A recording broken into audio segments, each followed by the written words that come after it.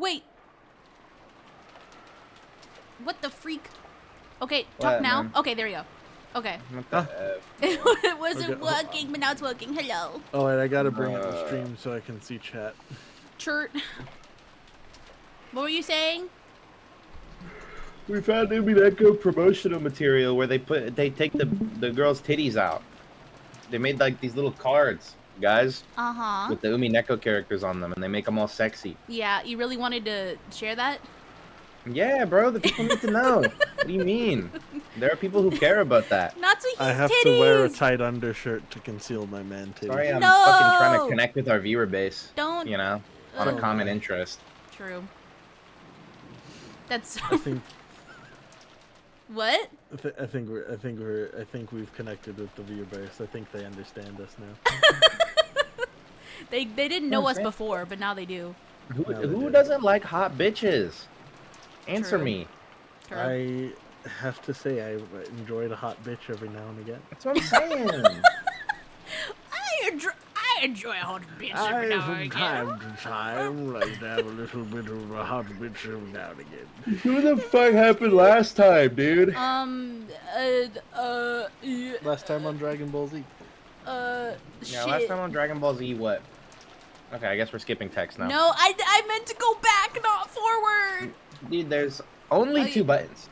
they were talking about solving the epitaph. That's the everybody's working together to solve the epitaph or whatever. Yes. Bachelor got his little win-win with Virgilia last time. Yeah. Yeah, she conceded.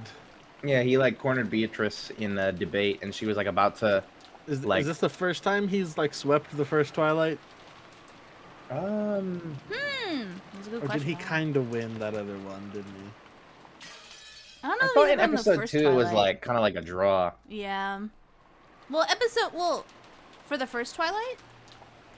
Yeah, if I remember, I don't remember. Actually, no, because wasn't that the one where Beatrice super shit on him? She just super shit on him all the time in episode 2. No, wasn't that true? He had some wins. She ultimately shit on him. You know, you gotta put some respect on my goat. No. I get your fucking team Beatrice over here, because you're evil and shit. What? But, you know, I'm on the side of justice. What? I'm not evil. Well, you're rooting for the murderer, so. I also don't want to root for Beatrice.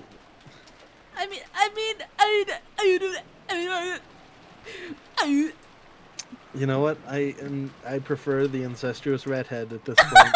To be honest, to be completely 100% honest, I can deal with the cousin comments just because. Dear really God, I don't like Beatrice. See, but he's not even in it for the incest. He just likes boobs. You know, it's just that his cousins happen to have boobs. You know, it's a matter of circumstance. Listen, man, it just be like that, okay? Get this man some dojins. Oh God, take him to N hentai, bro. Somebody send him a link. That's so real. Okay. Battler at like 30 when the internet is existent, fully running. Just, what is this? Holy shit! He just waits for the dial-up porn. He's like, yes, yes. Dial-up porn. Yeah, remember the shit used to run super slow when you uploaded like an image or some shit. He'd be looking up Tifa Big Boob on DeviantArt. Tifa Big Boob. Oh, true. Dude, he probably fuck with Final Fantasy VII. He would. Probably. Okay, are you ready to read? It's the narrator, right? Oh, is it? Yeah, I think so. Yeah, because we're still in the parlay. I suppose. Yeah. The parlay. The parlor. At some point, I might have to jump up and grab water, but I'll be good for it. Okay. It looked like the men had been taken over with an appetite that stopped all thought. The atmosphere grew more peaceful, and the epitaph investigation team split up for the time being. But Ava kept staring at the paper that the epitaph was written on, like she was going to burn a hole through it. She's locking in. Playing around with letters was nothing more than a theory of mine. There's a chance it's mistaken. You know, Kyrie is the only one I'd boink. Yeah, she's a good choice. She's like the only normal person. Don't take it too seriously, okay? Thank you. I'll just keep doing this on my own. would you mind leaving me alone? Ava spoke coldly. Kyrie didn't bother her anymore, and instead went to help Natsuhi prepare breakfast. Blaflas. Nessan, shouldn't we also help prepare blaflas? Then you go help. I'm busy solving this. Sorry. Then I'll help. Don't try. Fuck you. Good Sorry, every time they try to make sympathetic, I'm just like, shut up. How can you be like that? Yeah, I don't feel bad for either of them. This is like a broke man calling other broke man broke situation. Hi, Jamie. Yeah. Hello, Jamie. The Ushinomiya family headship will be given to the person who solves this epitaph. It looks like you've given up from the beginning, as if it has nothing to do with you. But if you can solve it, there's a chance even you'll be able to receive the headship. This is a chance to steal everything from Nissan. Why aren't you taking such a once-in-a-life chance more seriously? Should I break? Can we get like an immersion break where she's like, dude, I don't even want to be here. This family sucks. I would much rather you get it. Yeah. Fuck all y'all. All y'all suck caterpillar. All y'all bitches. Rosa hung her head, unsure as to how she should answer. Too late, she regretted carelessly speaking to her sister when she was in a bad mood. If you've noticed anything, say so. Even though Kyrie-san and I were thinking hard, you just kept nodding your head, didn't you? Come on. Isn't there anything you've noticed? Come on!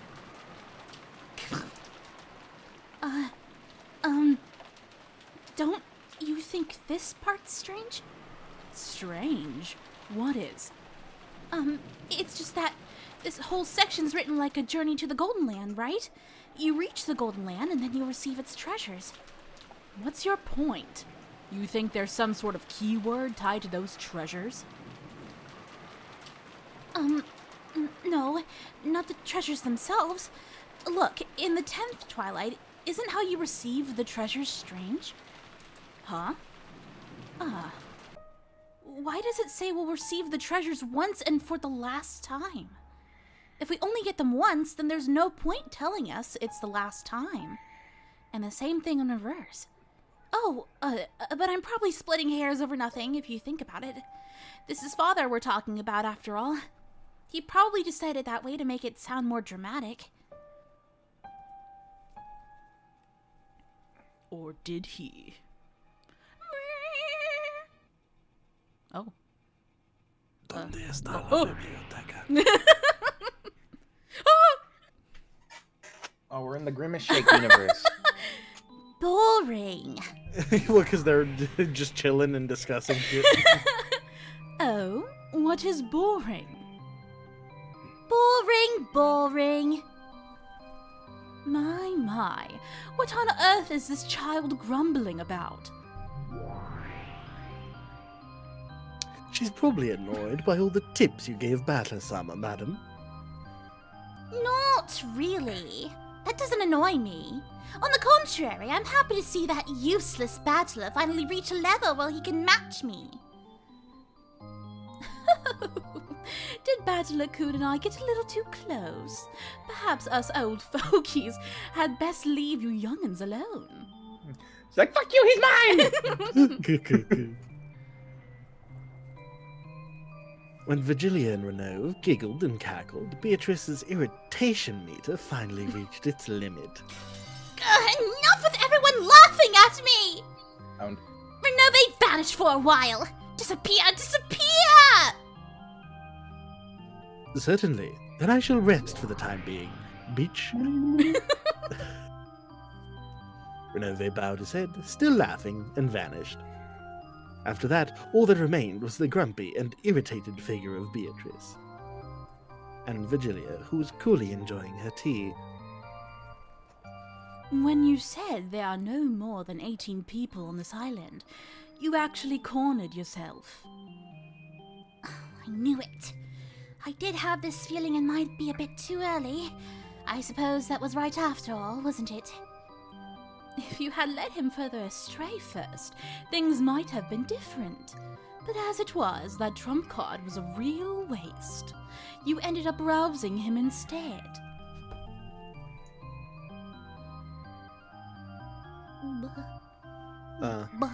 Is this Virgilia?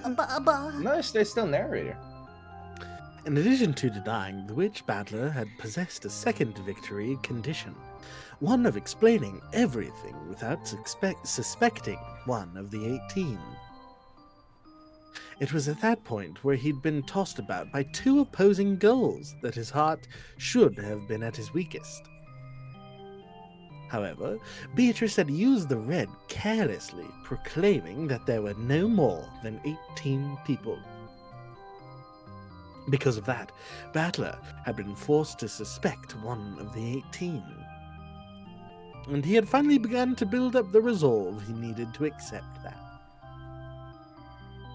Battler was stubborn, but he knew exactly why fissures would run all through him like breaking china when he was struck in a fragile spot. That itself should have been his greatest weak point, but... Did I get a little too careless after my complete victory last time? Yes, you were too careless.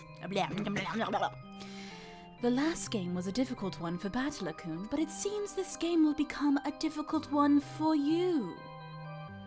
A broken vase will never return to its original form, so it would be more constructive to think of a next move, rather than regretfully picking up the pieces.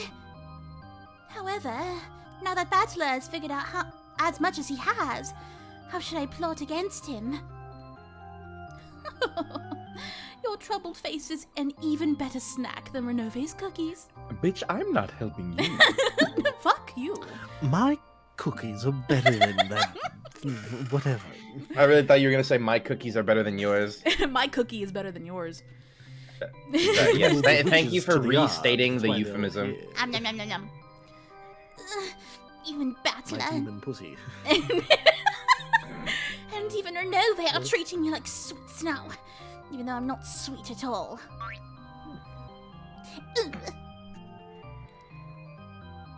With a shameful, childlike face that would never have shown in front of Battler, Beatrice rolled her head around on top of the table. She's fucking pouting. Teacher, at least give me a hint. Oh? What kind of hint? If you know some really good move that'll leave Battler speechless and make him want to accept me, I won't ask you to say it outright, so, even if it's just a hint. I can't. I am on Battler-kun's side right now, so I couldn't teach you something that would give you an advantage. Come on, don't be so stingy. Your disciple's in trouble, right? I seem to remember you brazenly boasting that you had surpassed your teacher. Please act like an old person and give me just a bit of your crafty ideas. Please. It's mean if you only help Battler. My. You're still a spoiled child. But it's true that I may have given Battler-kun a few too many hints. It did serve as a scolding to you, but perhaps it was a little too much support for a fair game. Isn't that right? Isn't that right? Please, teacher, at least just a hint now. This is only a hint. Think about what it means by yourself, okay? Yeah, I'll think about it myself, so please give me one that'll leave Battler down in the dumps, teacher.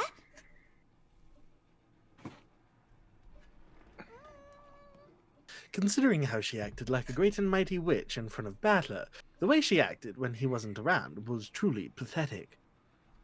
Virgilia sighed at how childish Beato still was, despite all the time that had passed. Then, just a hint. Do you know of Aesop's fable, The North Wind and the Sun? Of course. I remember that one. It's a story about how the North Wind and the Sun challenge each other to see who can steal the cloak off a traveler, right? That's right. Violent and patient methods aren't necessarily the best decisions in all cases. You don't have to tell me that. I've already reflected on the mistakes I made when I was too anxious to achieve victory. Think well about what this means.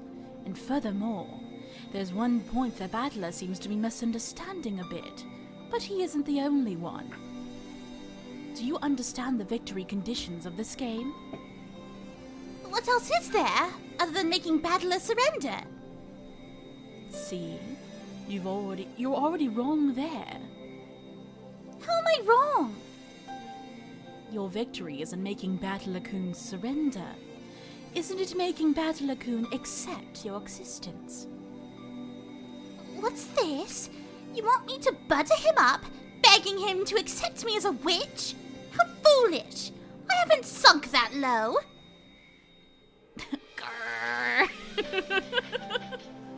Beater growled like a dog in a bad mood. Vigilia shrugged her shoulders, snickering at her disciple, who was short-tempered as ever. That is my hint. For the rest, you'll have to consider deeply on your own. In any event, your moves up until now will not work on Battler-kun. A significant tactical adjustment will probably be required. I don't need you to tell me that. I don't have a clue what you mean by the north wind and the sun. But at any rate, I realize I'll have to alter my course. I'll introduce a scheme clever enough to surprise even you, teacher. I look forward to it. I wonder how Battler-kun will tackle that. I wish you good luck as well. After Battler, you mean? We're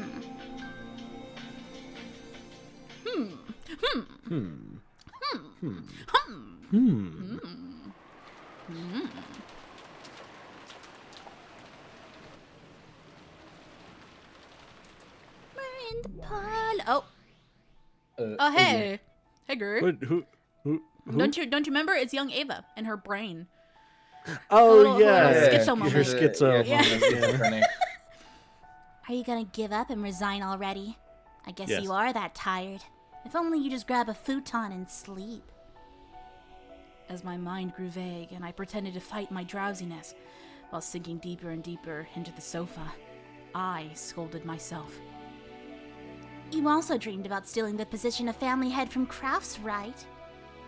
Even though my magic's given you a chance, are you already throwing it away? You could say that, but this riddle is really hard. Even a wire puzzle will be better. At least in that case, you know for sure that it's solvable.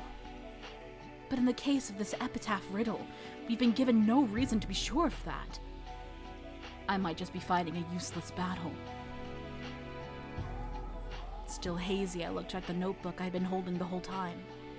It was open to a page with the epitaph, which I must have stared at hard enough to burn holes in it on so many hundreds of nights I'd lost count.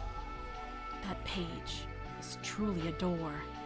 On the other side lies the Golden Land, the place I've wanted to drag myself to no matter the effort ever since I was a child, and the place I was never able to reach. Am I touching the door with both hands? With the book? No. The door right there in front of me, ready to be opened, and yet still unable to reach the other side. That's right. Your hand is already on the door. Come on, open it with all your strength. And read the characters written on the door.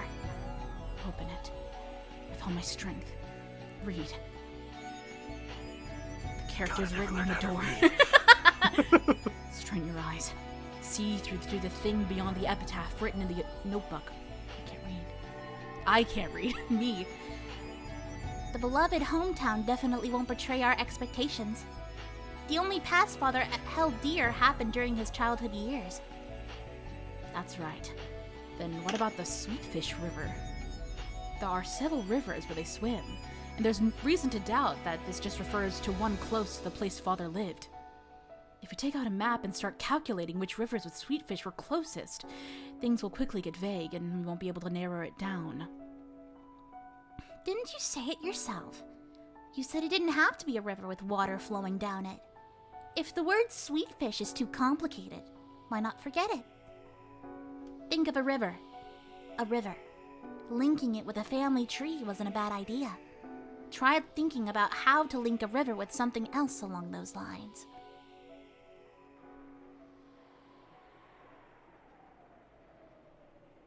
It isn't a river?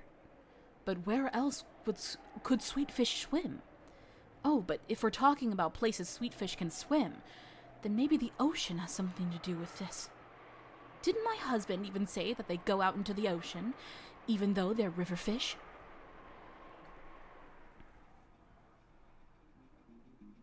To the ocean.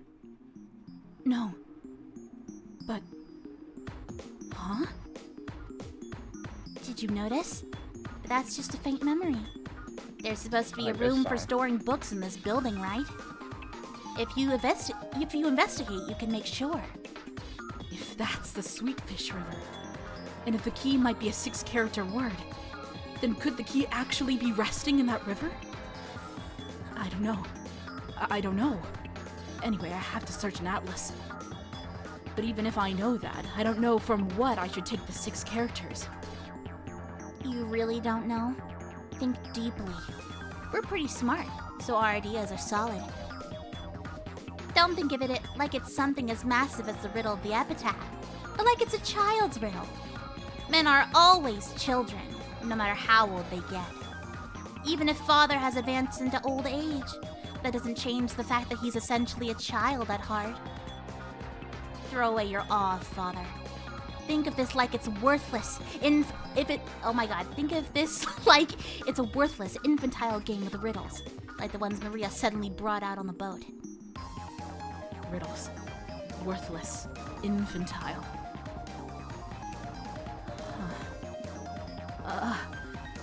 I'm sure that was... What was it? I'm sure, if my memory isn't wrong, that it's probably the case. No. I don't have to rely on my vague memory. I should be able to figure that out immediately by searching the library. You've probably already noticed the answer. All that's left is to investigate whether it's correct or not. Come on, Ava. Let's go to the library, making sure no one sees us. There, we should find a mountain of thick books that didn't fit in Father's study. I'm sure we'll find a book that answers our question. Quickly. This is the first and last chance we'll ever get to make our dreams come true.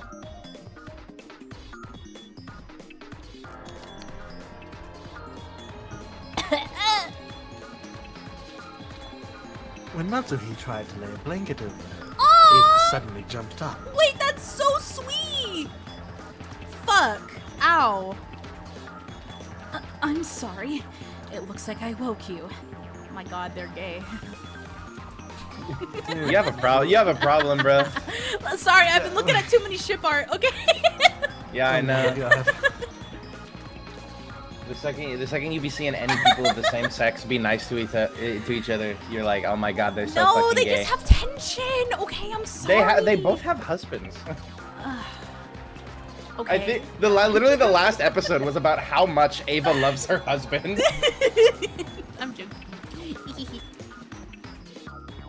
Ava, even if you're dude, I haven't had to read this whole time. You fuckers got warmed up. This is so not fair. Okay. I didn't like that. I didn't like that. Me. I'll hold your hair back. Me.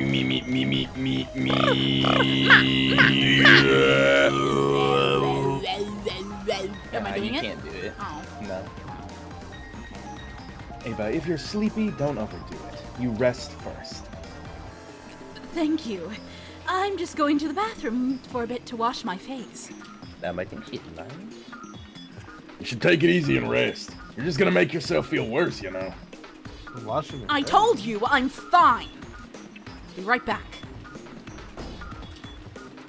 After leaving only those... Oh, that is it. Thank you. After leaving only those words behind, I rapidly left the lobby. The lobby was partitioned off by a door, so as soon as I went into the corridor, they could no longer see me. The library was next to the servant room. Yeah, new background CG. Father always owned a vast book collection, but ever since he started to become engrossed with his occult hobby, that collection grew even larger. So that the normal books suitable for a normal study had been forced out as his study overflowed. This so-called library was mostly used as a storage room for those normal books. They were all thick, like complete encyclopedias for intellectuals. That was very convenient for me, now that I was investigating something. This one says Hustlers University. Real? I entered softly, and just in case, I checked the room with my gun readied, making sure that there were no suspicious people there. Then I locked it from the inside. I actually wasn't thinking that the murderer might be hiding somewhere. What scared me was the thought that one of my siblings might hear what I was investigating. My heart had started racing before I realized it. I was half asleep just a moment ago, so I didn't realize how significant this thing I noticed was. But as I gradually became aware, my heart started to feel like it was about to explode. I wonder if any of the other siblings have noticed this. I don't think Kraus and Rudolph will notice. But I don't know about Kyrie. She has extraordinarily good intuition. And I don't know about Rosa either. Rosa's stupid too. She always has been, incredibly so. I guess that was her. My bad. Really? I'd say she was wise enough to make you think she was stupid, so that she didn't earn herself unnecessary malice. Here it is. I wonder if we'll find it in this one. I pulled the book out and flipped through the pages. So this is a Sweet Fish River? I see. This is what the Sweet Fish River means. Don't dawdle around. Research further. Yes, I understand. If you follow the river downstream, you will find a village. By using the character, does he mean a town or something? That's just an area of dense population, so there could be any number of those. Why have you stopped thinking? Oh, is this too much work for you? If only you just give up. If only you just hand the Yoshinomiya headship over to Kyrie! I don't want to. I will become the head. This is my first and last chance. What is this village?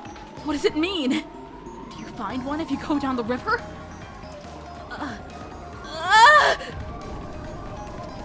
In the village, look for the shore the two will tell you of. The shore. Get it. Oh, I can't. Good. I understand it. Shore. Right before my eyes. The pieces that I hadn't been able to understand at all began to snap into place all by themselves. I couldn't even remember to close my open mouth. My throat grew completely dry. Is it really okay for this to be the answer? Really? But this isn't 6 characters at all. I'm absolutely sure this is the answer, but this doesn't reach 6 characters at all. Did you stop thinking again? In that case, think of a way you could read it with 6 characters. If you can't think of one, then research it. There has to be an answer. You must not doubt that. Is believing in that too much for you? If only you just cry yourself to sleep, and then you could just give up and die. Bro, I'm not gonna lie, young Ava's really fucking annoying. 1, 2, 3, 4, 5, 6. 6 characters. I found it. This is the key to the Golden Land! Yes, this is the key to the Golden Land. The key to our childhood dreams. The only keyhole this key can be stuck in is that place. That has to be what offering the sacrifices means. I'm sure you get it by now, right?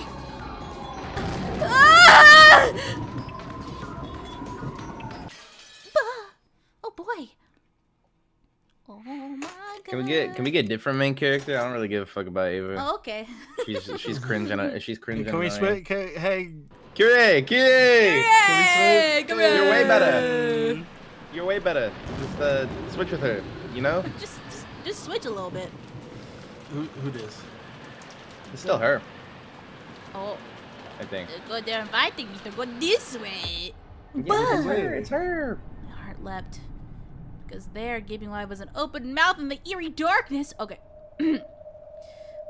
What's this? What is this? When I strained my eyes, peering into the darkness, I saw something that looked like a light switch. In addition, there was a switch with open and close written on it. When I resolutely pushed the switch, rough lights like you'd find in a coal mine turned on sporadically, making a staircase that stretched underground come hazily into view. Eerily enough, it looked even more gloomy with the lights turned on. Near the light switch was that open and close switch. It would probably open or close this, but if the open part happened to be broken, I might be shut away in this creepy underground area for all eternity. So for the time being, I didn't touch that switch, and as I readied my gun again, I slowly went down the stairs. Dude, she's gonna find the true goon cave. Oh, drip drip. The ceiling was very high, so it didn't feel cramped. On the contrary, it felt as though a cool... Huh? It felt as though... It's like he's still here. It felt as though a cool breeze was blowing upwards, and that creepiness seemed to form a sort of aura. As I readied my gun and carefully stared forwards, I descended the stairs. Where she can feel Kinzo's gooner aura. It started to smell really bad. The walls, the stairs, the lights, all of them were very old-fashioned. It was easy to suspect that this had been built when the mansion had been constructed on this island. There were cracks in the ceiling, and water clung to the walls, constantly dripping down. That water fell into a gutter that had been set up alongside the stairs, then quickly and silently flowed into the underground darkness, as though it was telling me to go faster. The staircase kept turning back on itself. I don't know how far down I've gone, but I think it's much deeper than one floor. Eventually, a rough metal door showed itself, and there, characters had been written in a dark red paint. Some Resident Evil shit. They had probably been written a long time ago. On the 10th twilight at journey's end, you shall attain to the power of the Golden Land's treasures, once and for the last time. My heart, which was already about to explode, jumped about even more as soon as I recognized those deep red characters. There's no mistake. This is the last stop. Father's Golden Land. I calmed my throbbing heart, somehow regained my composure, and readied my gun again. But since in the end, I couldn't open the door with my gun held in both hands, I lowered the gun, carefully hid my breathing, and opened the door.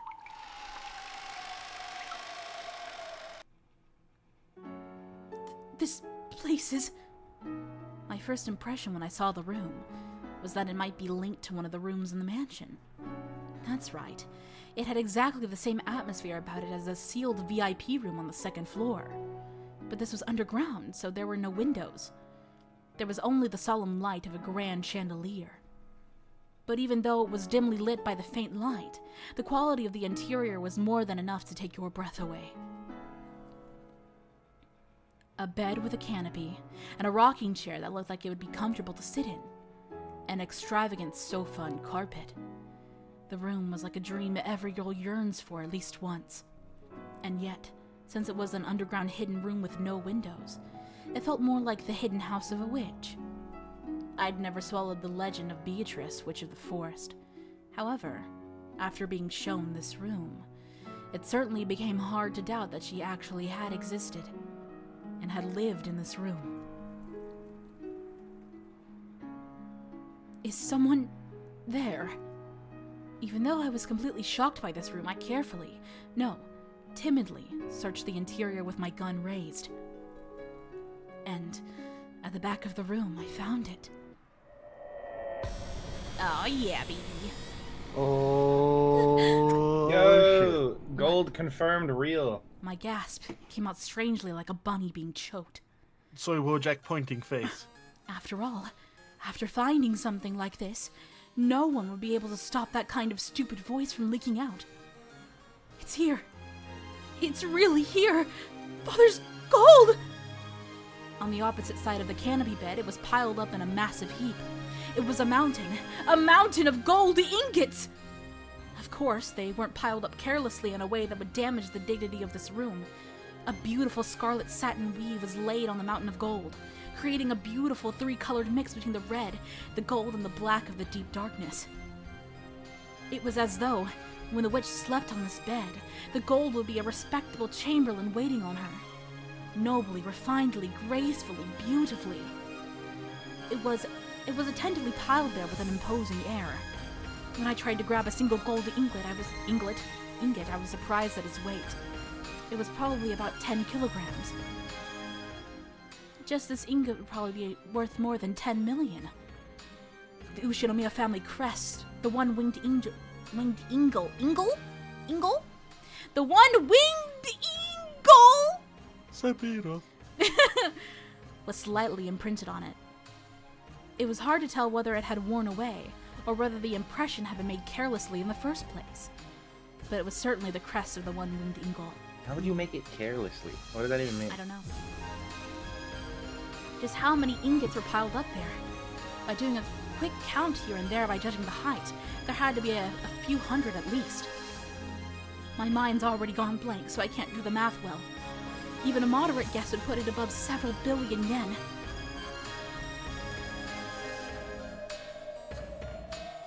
That's right. Of course. After all, there's 10 tons of gold, right? At the current value, that's more than 20 billion yen of gold. I found it. Before anyone else. I found it!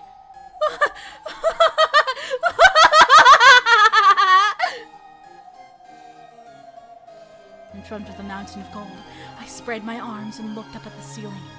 A laugh without a trace of dignity flowed out from my entire body. I had no intention of laughing in a weird way, but I couldn't hold back the happy feeling that was flowing through me. My older brother probably wouldn't accept his loss just because I found this gold.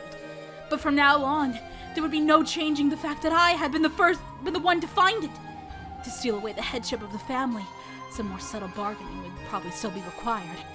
But after everything I've gone through up until now, that's a completely trivial problem. Even if I lose out on the Ushinomiya family headship, I already have 20 billion yen worth of gold! At times, I thought that money is such a worthless thing. I thought that there were so many things in this world you can't buy with money. But now I see that's just a lie! Just an excuse that the have-nots make for themselves! Oh no. No. In front of this mountain of gold, I finally realized something so obvious! By using this money, I can give birth to all the happiness in this world! Ava, you're gonna get shot in front of a hotel, don't? With this money... She's about to get owned for her greed. With this money, my husband's company has already saved. We will always be happy as a family. And I can even leave a vast sum of money to George! The rest of the relatives will eventually be ruined and disappear. At that time, George will use this gold. And just like grandfather did, he will revive the Ushinomiya family's lost honor.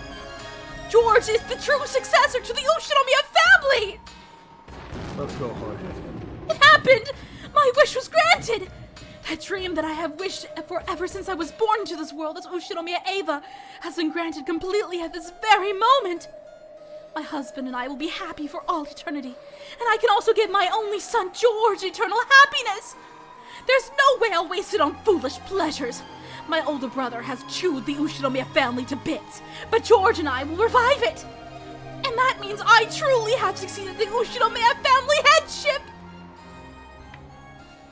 I was successful. I did it. Honey, and George, your mother, finally succeeded. No one will be able to threaten us now. That's right. After this, never again will we be smothered by sad nights. Congratulations, me. Congratulations, Ushinomiya Eva. Go away! Right here, right now, the sad half of our life will have its heart's desire granted. It's all thanks to you. I was given this chance because of your magic. Because of that chance, I was able to make it here. Thank you. But my magic wouldn't have been granted if we both didn't believe in each other. So, this isn't just the power of my magic. This is our victory. Because of that, congratulations, us. Yay! Thank you, me. Thank you, Ushinomiya Eva. I'm glad I didn't give in before now. I'm glad that I didn't drown in sorrow and forget to keep struggling. No, this is my magic. Our magic! Your magic was the real thing! Beatrice, the Witch of the Forest, is nothing more than an illusion. You are the real witch, a wielder of real magic. That's right. Even right now, you are the Golden Witch, Beatrice!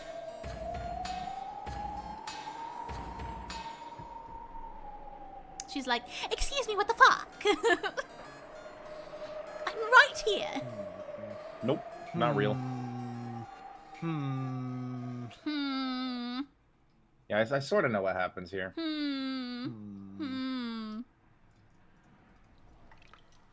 Oh, we dripping. Who up dripping? Dripping a drip. Can I take a rest now? Ava decided to leave for the time being. When she climbed the stairs again, trying to leave the secret, she saw a creepy, swaying human shadow blocking her path and her dreamlike state. Yeah? What? No. Oh, the it cut off after dreamlike state. So I was like, huh? The dreamlike state was blown away. Oh, thank you. Oh! Who is it? Huh. Oh. For an instant, she believed that the true master of this room, the real Beatrice, had appeared. It seemed that the other person was also holding a gun. The two of them were pointing guns at each other. Eventually, they realized who the other was. Rosa? Nissan, what are you doing in a place like this? That's my line. What business do you have in such a place? I shouldn't have given you that hint, Nissan. If I hadn't, I definitely would have been the first to reach this place. Too bad. Yeah, I was ready for this, bro. I thought this might happen. Oh, shit!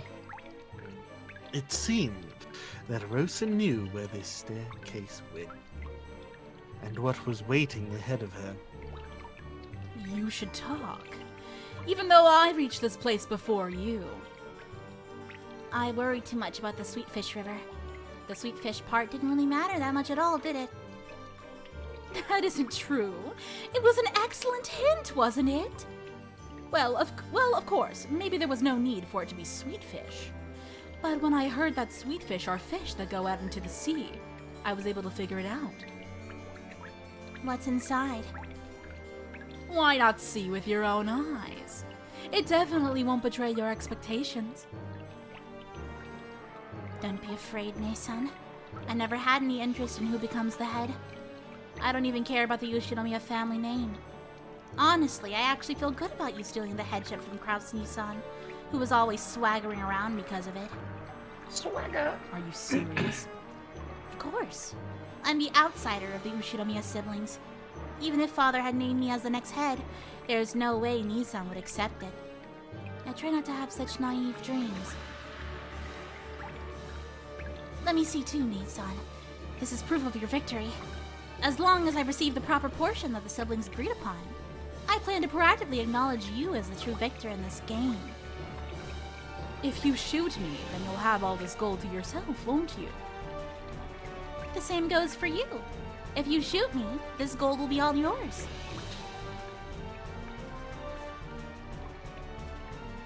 For a tense moment, the sisters pointed their guns at each other. Disqualified as bonding? After they sized up the glint in the other's eyes, they lowered their guns. Ava removed her finger from the trigger and held the gun upside down. It was a position that she couldn't quickly shoot from. When she saw that, Rosa held hers the same way. That's right. That plan of shooting the other and having all the gold to ourselves is attractive for both of us.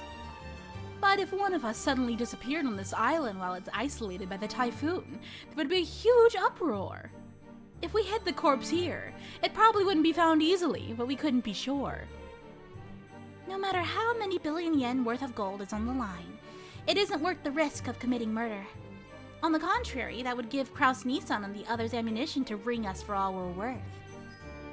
I agree.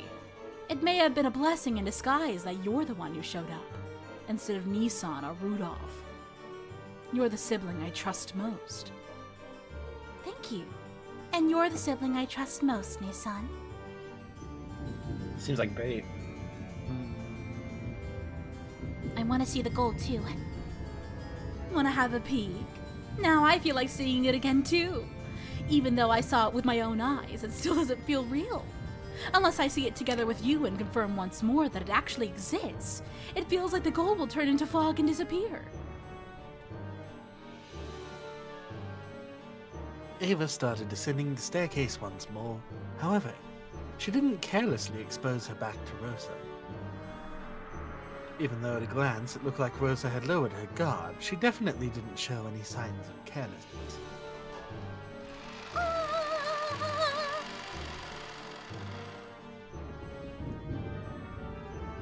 I like the one logo that's sticking out there. It was uneven. Then they reached that room of the witch once more. Rosa... Rosa also gasped, stunned speechless by the vast amount of gold. The gold! The gold! Oh, the gold! They start licking it.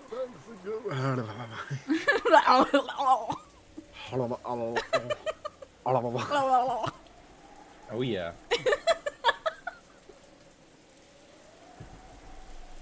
Rosa and Ava walked absent-mindedly through the rose garden. They had left the guest house secretly, so they had to be careful when they returned. It was time to snap to it. Fuck, my breath, I just had a stroke. It was time to snap to it and keep their guards up. Snap Tua. No, die, kill yourself. Congratulations, Nissan. Thank you. You decided it, didn't you, Nissan? 50% goes to the one bearing the title of successor to the headship. It certainly worked out well for you. Now, that portion isn't Kraus Nissan's. So your share is now 50%, along with a quarter of the rest, for a total of 12.5 billion yen. Isn't that incredible? 2.5 billion is enough for me. Rudolph Nissan won't complain either. Kraus Nissan will probably be the only one to complain. Stay away from the nipper. Oh my god. I know. Yeah, you're right. After all, Nissan is the de facto manager of Rokenjima. And since the gold was on these premises, even though I was the first to discover it, things might get complicated if I don't handle it cleverly. It won't get complicated. Didn't we give it our all in that discussion last night with that in mind? I wonder if it will really go that smoothly. I've already completely gotten over my excitement. How we manage everything from here on is the real problem. That's a problem for the new head of the Ushiromiya family. A problem for you to enjoy, Nissan. It has nothing to do with me. That's some big talk coming from you. I'll support you as the second discoverer, if you'll at least give me the early payment we decided on. I'd like 150 yen by March. Yes, that will be fine. If you support me, I'll graciously pay you that much. I'm not Nissan. Anyway, why don't we go and shock Nissan and the others? Even if we cover up the actual location, I want to see Kraus Nissan's shocked face as soon as I can. Wait a second, Rosa. Wait a while before telling anyone about it. Huh? Why? You idiot. Isn't it obvious? This is that haughty Kraus Nissan and that sly Rudolph we're talking about. Even if we do announce it eventually, it's certainly too early now. Unless we carefully investigate how to make our next move, it's possible that all of the gold we finally found will be snatched away by Nissan. Ava thought she was saying something extremely natural. Oh, So when she saw Rose's expression suddenly cloud over, she was a little surprised. What are you unsatisfied about? You know what kind of a person Kraus Nissan is. Nissan, that's against the rules. What do you mean? Didn't we make a rule that whoever found the gold would announce it immediately? If you hesitate, the foundation of the rules will be destroyed, and that could lead to something worse in the future. With Kraus Nissan as crafty as he is, the violation of the rules will come back to bite you. Don't be stupid. This is Nissan's island, and that gold just now wasn't cash. We're talking about the liquidation of a vast 10-ton mountain, right? It will take a significant amount of time to carry it off and turn it into cash. And that will only work in Nissan's favor, since he has practical control over this island. Don't you even realize that? I don't like it when you search out others' weaknesses like that. All I want is to reach a clear decision regarding my 2.5 billion portion. Of course, if you were to give me 2.5 billion in cash right now, you'd be free to continue negotiating however you like. But until I have my share in my own pocket, I will follow the siblings' rules. How can you be so naive? You don't understand Nissan's craftiness at all!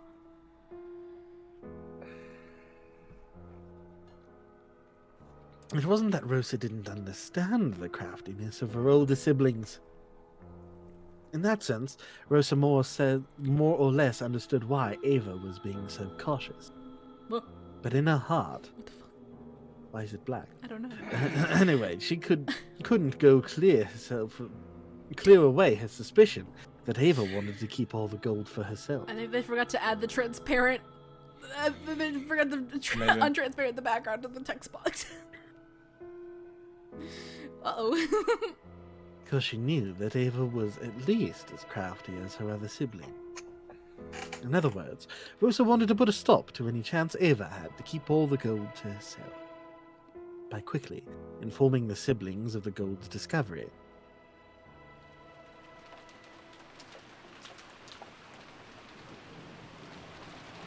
Rosa, sorry, but at least listen to me this once. Are you saying that if I don't listen to what you say, you won't be able to get me that 150 million? That isn't the way I wanted to say it. But if you really need that money, supporting me is a more realistic option.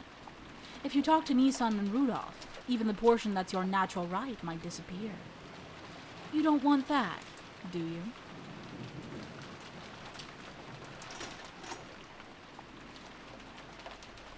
For a while, a severe expression that she had never shown to her sister before rose to Rosa's face. There wasn't even a trace of her restraint as younger sister. There was just the ruthlessness, no, the seriousness of a single human arguing about a vast sum of wealth. Ava made light of it, chuckling. My, how careless we must be to stand around here talking like this, even though a frightful murder case has just taken place, and the culprit might still be on this island. I'm sure it was just the servants play acting. There were no murders on this island in the first place. Oh, so you do think that after all? The circumstances surrounding those 6 deaths shows us that clearly. A crime from the outside couldn't possibly have created those 6 closed rooms. Dr. Nanjo said they were all dead, but that was a lie too. This is all a complicated act that Father cooked up. All of the servants are just playing dead. Our murder never occurred in the first place. There's no way that there's a murderer prowling around. I'm surprised you noticed. You looked pretty scared, so I didn't think you'd figured out so much. I'm good at reading the mood of the situation. I've got you to thank for training me so well.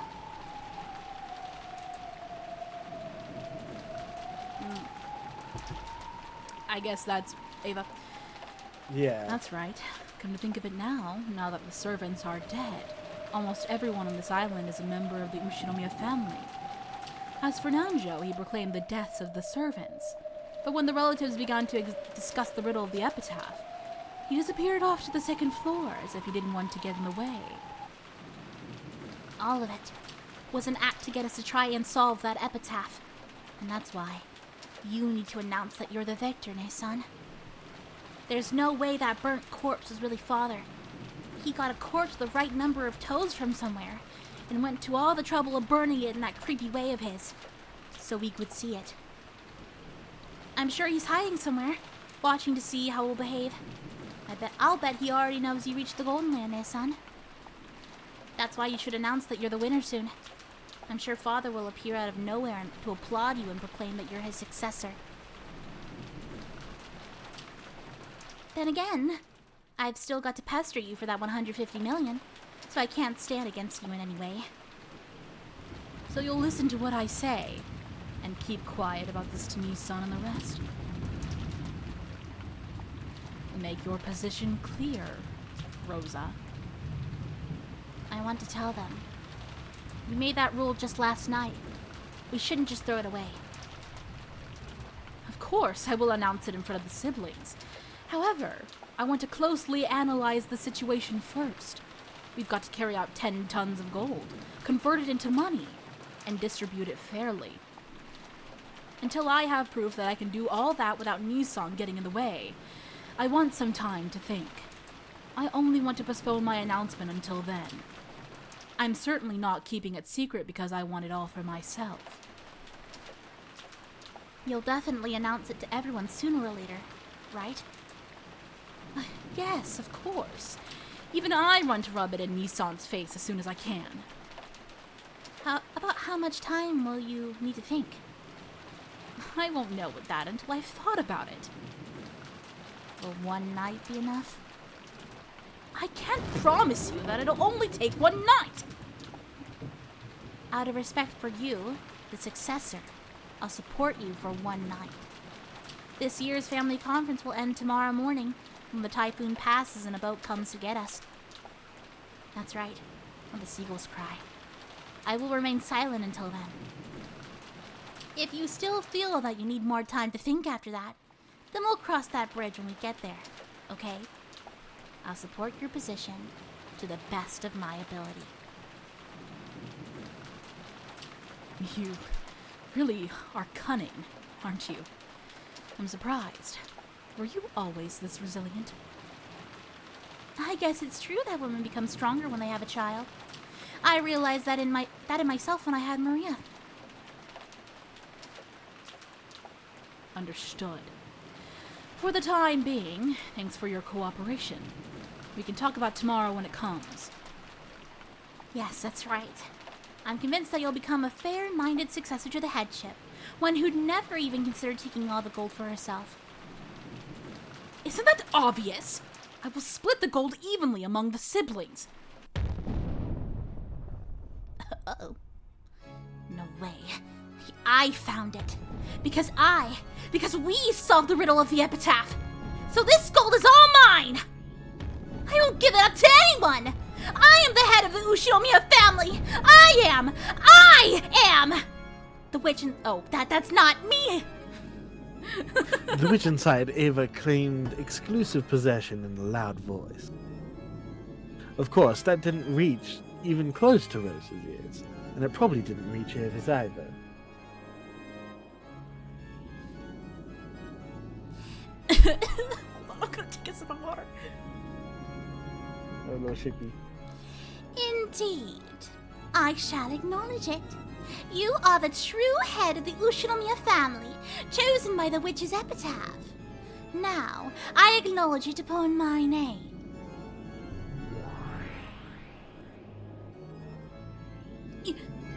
You are... that outfit! You couldn't... actually be... Beatrice?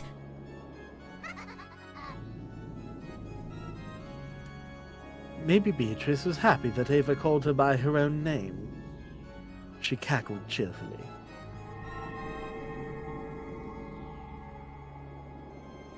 In concert with that laugh, gold butterflies crept up as though a storm of gold dust was spinning round the room. and the room shone the color of gold. Indeed. I am the Golden Witch, Beatrice. There is no need to be so frightened. I am praising your exploits. Truly excellent. Imagine that you would spectacularly solve that riddle of the epitaph. It is worthy of my admiration. You're the one who sent that letter? So, I'll inherit all of the gold in the Ushinomiya family headship, right? You wrote that in your letter. And I overcame that challenge. Indeed. I shall acknowledge it. Right now, all of the gold piled up here, and everything of the Ushinomiya family, is for you to do with as you please. After all, from this moment on, you are already the Ushinomiya family head. Really? It's true, right? Right? Do not be agitated. I am openly praising you. As proof, I shall grant you this.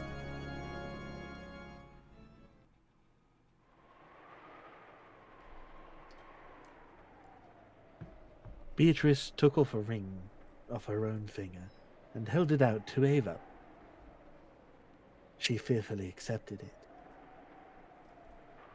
and realized that it was a ring. Yes, that's... That's literally what I just said. Could this be... Indeed. This golden ring is proof of the Ushinomiya family headship, returned to me from Kinzo. From now on, it is yours. You may place it on your finger and hold it high before your siblings. No one should doubt that you have now succeeded the Ushinomiya family headship.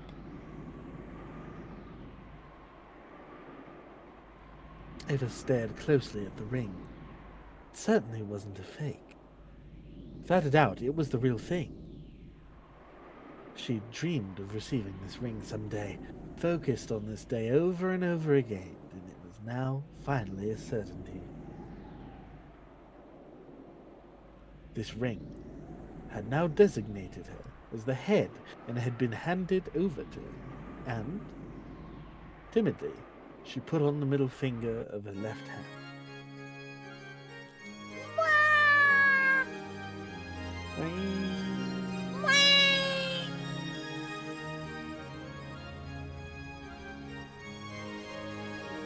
In that instant, Huh? she felt a deep emotion. What did you say? Oh, you said in that instant. I don't know. What? Yeah, he's reading the text on screen, kind of the thing that we do. What? I don't know. I thought you said I'm reading. Okay. Please go. Pussy, pussy, pussy, marijuana. She felt a deep emotion welling up inside her that she'd never felt before. Her mind grew blank. Both eyes were open. The ring was on her own finger. Not in a dream, but in reality. That ring is also pleased. After all, it managed to reach you. One who dreamed of putting it on her finger for so long. The ring. Father's ring. How many nights have you dreamed of putting that on your finger as you have done now? The strength of those feelings became your magic and materialized itself. Now, you are worthy of calling yourself a great witch. Who are you? Are you really Beatrice? I am the Golden Witch, Beatrice, the Ushinomiya family alchemist. In accordance with my contract with Kinzo, I will now pass everything on to you. All of the gold I entrusted Kinzo with, and all of the wealth he built up through that, and the honor and headship of the Ushinomiya family. And I will pass on my power and the title of the Endless Witch. Wee woo. The title of the witch? They're coming for her. Wee-woo. Wee, the Kinzo's coming for you, baby. Okay. This is bullshit. A woman can't be the head. What the fuck? I will pass on all of my magical power and the titles of the Golden Witch and the Endless Witch. Following my predecessor's example, I will hand over my name, Beatrice, along with that title. You may now call yourself by that name. Ava gulped. The chandelier light, which had seemed dim, now felt too bright. By my name, I shall now commence the succession of the Golden Witch.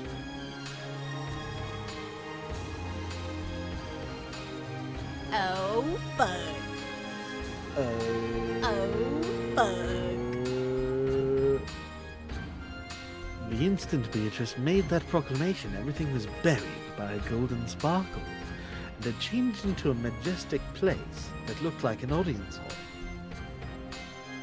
In the audience hall, there was a crowd of Beatrice's minions and brethren, as well as countless gold butterflies celebrating this first succession ceremony of 1,000 years. When she looked, she saw Beatrice in the throne that only the endless witch was permitted to sit in, holding a golden staff, reigning with a dazzling dignity. Without being ordered by anyone, Ava automatically kneeled, hanging her head. They're about to just murder her. I swear. Imagine, dude. They just snap her neck. Dead. The goat attendant respectfully handed Beatrice a golden staff in the shape of the one-winged eagle. After Beatrice stood up and received the staff, she laid the tip of it on Ava's shoulder and spoke. It was a proclamation, 1,000 years in the coming. Thank you, Ushumia Ava. You have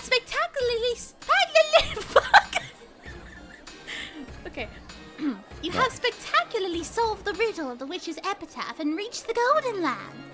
I praise that accomplishment and hand over all the endless magic as well as the titles of the Golden Witch and the Endless Witch. From this point forth, you may call yourself by my name, Beatrice. Come, raise your face, then stand and accept this staff. I am most grateful. Ava stood up dizzily and took the magic staff from Beatrice's hand. Her hand was trembling slightly.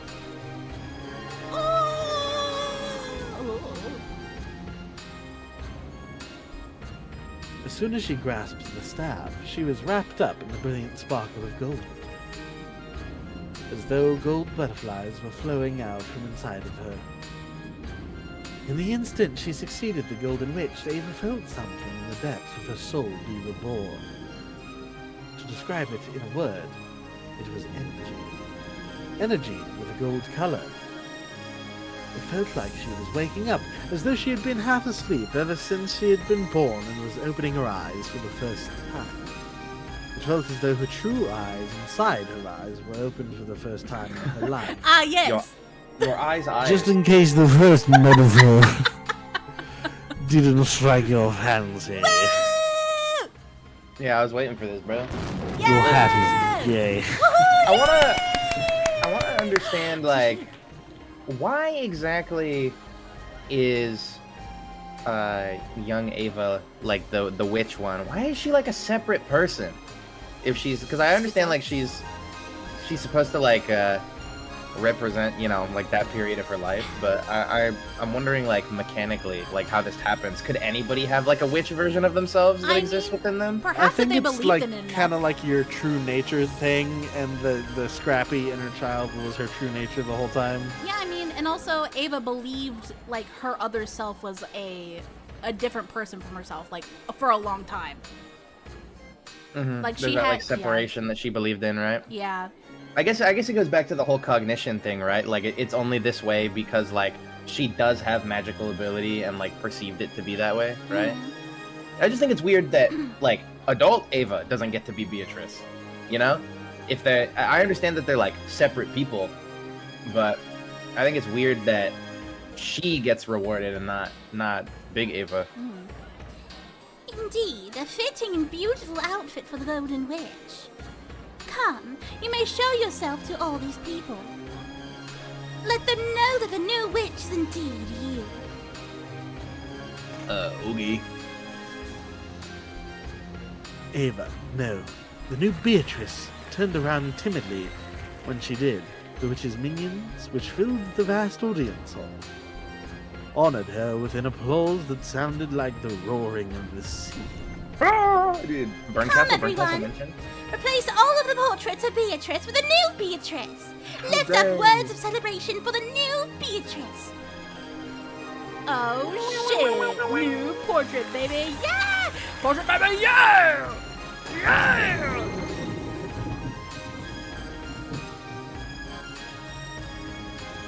Yay! New Beatrice. Congratulations on the succession of the Golden Witch. Please don't tell me they call her New Beatrice the whole time. I Alright, hope Jamie, that... no, you're right. I have to. Yay! Yay! You boys, hope I still get to kill people. I hope that you will become able to stand on your own as a proud Golden Witch, and as the Endless Witch. Yes, I will do my best. I expected composure befitting the Endless Witch from you, unlike your naughty predecessor. Teacher, we're in the middle of a serious ceremony, so please, enough of that. Congratulations on the succession of the Golden Witch, new Beatrice Summer. I am Golden O. I am one of the 72 demons permitted to serve the Golden Witch. If you are ever inconvenienced in the slightest, please let me know at once. Thank you. Renove is rude, but reliable. If anything confuses you in your new days as a witch, speak to this man, and he should be able to help. He's rude. Okay, bro. Predecessor Beatrice Summer, it is a shame that I was not permitted to serve you further, even though we have finally been reunited like this. No way that she's old Beatrice now. These last 1,000 years have been very entertaining for me. You have my deepest gratitude. Indeed. 1,000 years of you wasn't boring. Please, take care of the new witch. Yes. I, Renove. Is it Renove or Renove? Renove. I would say Renove. We've definitely been saying Renove the whole time. I've been saying Renove, but whatever. Yes, I, Renove, will obey the final order of the former Beatrice. You better thank me, okay? I gave my signature to recommend you for the succession of the witch, got it? In other words, if I hadn't signed, you wouldn't have been able to become a witch. So thank me a little, okay? This is the Witch of Certainty, Lady Lambda Delta. Lambda Delta. I can never say her name. Labba-dabba-dabba. Lambda. The recommendation of a witch from the Senate was required for your succession as the The Endless Witch Witch. Senate? Yes. I'm sorry. Lady Lambda Delta recommended you and became your guardian. Fucking witch. Introducing Lady Lambada-ba-da-ba-da. Dude, what if Beatrice was like, we grant you a seat in the Senate, but we do not grant you the rank of master? Oh no! Oh no! she becomes fucking That's crazy. Thank you. Don't try it. Hey, Beato! This kid isn't grateful enough! I think I'll take back that recommendation. Too late. A person making these recommendations shouldn't act like a child, right? If you've signed, make sure you take responsibility. Lady Lambda Delta is also the Witch of Certainty. The Witch of Certainty prefers to make fate firm, to create a fate of certainty. She really liked and highly valued your efforts until today. Well, you had that unfortunate childhood, and all that unrewarded effort. I can sympathize just a bit with that. It's not like I felt sorry for you or anything, so don't be so full of yourself. Fucking crap. From my point of view, your succession, well, it was more of a coincidence than a miracle. It isn't worthy of my recommendation. This is Lady Burncastle. She's quite hard to please. Still, you could say that just having her participate in the celebration makes you exceedingly lucky. I only came because this is a rare once-in-a-millennium event, and I heard there'd be some good sake. She came for the booze. Oh, hey, girlies. Yeah! New Beatrice-sama, please come greet us as well. Huh? Oh, I'm pleased to meet you. Good. She's like mortified. Yeah, there's a lot. There's a lot, dude. The seven What do you mean? sisters I'd be of popping off. Purgatory were gathered in a line. Bato was jerking off in the corner. The eldest sister, Lucifer, took a step forward and kneeled. This is furniture that serves me.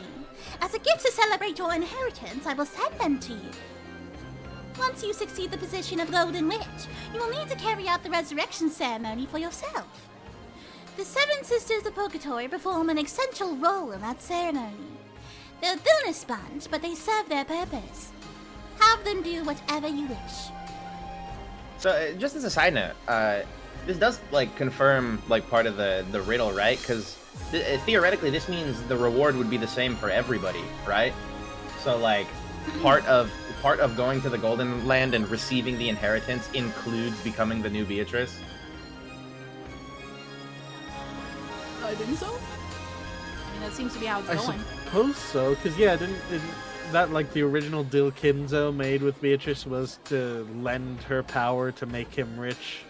Yeah, I mean, I'm sure that, you know, like if somebody else won it, like they wouldn't be like Beatrice necessarily, but you get the position of Ushinomiya family head alchemist. Yeah. Also, she keeps talking about how the witch's greatest enemy is boredom. I wonder if she's bored. Maybe. Oh, hella bored. She wants to go do something else. Yeah. We will always be by Beatrice-sama's side. Please order us to do anything you desire. We'll accomplish our task without fail.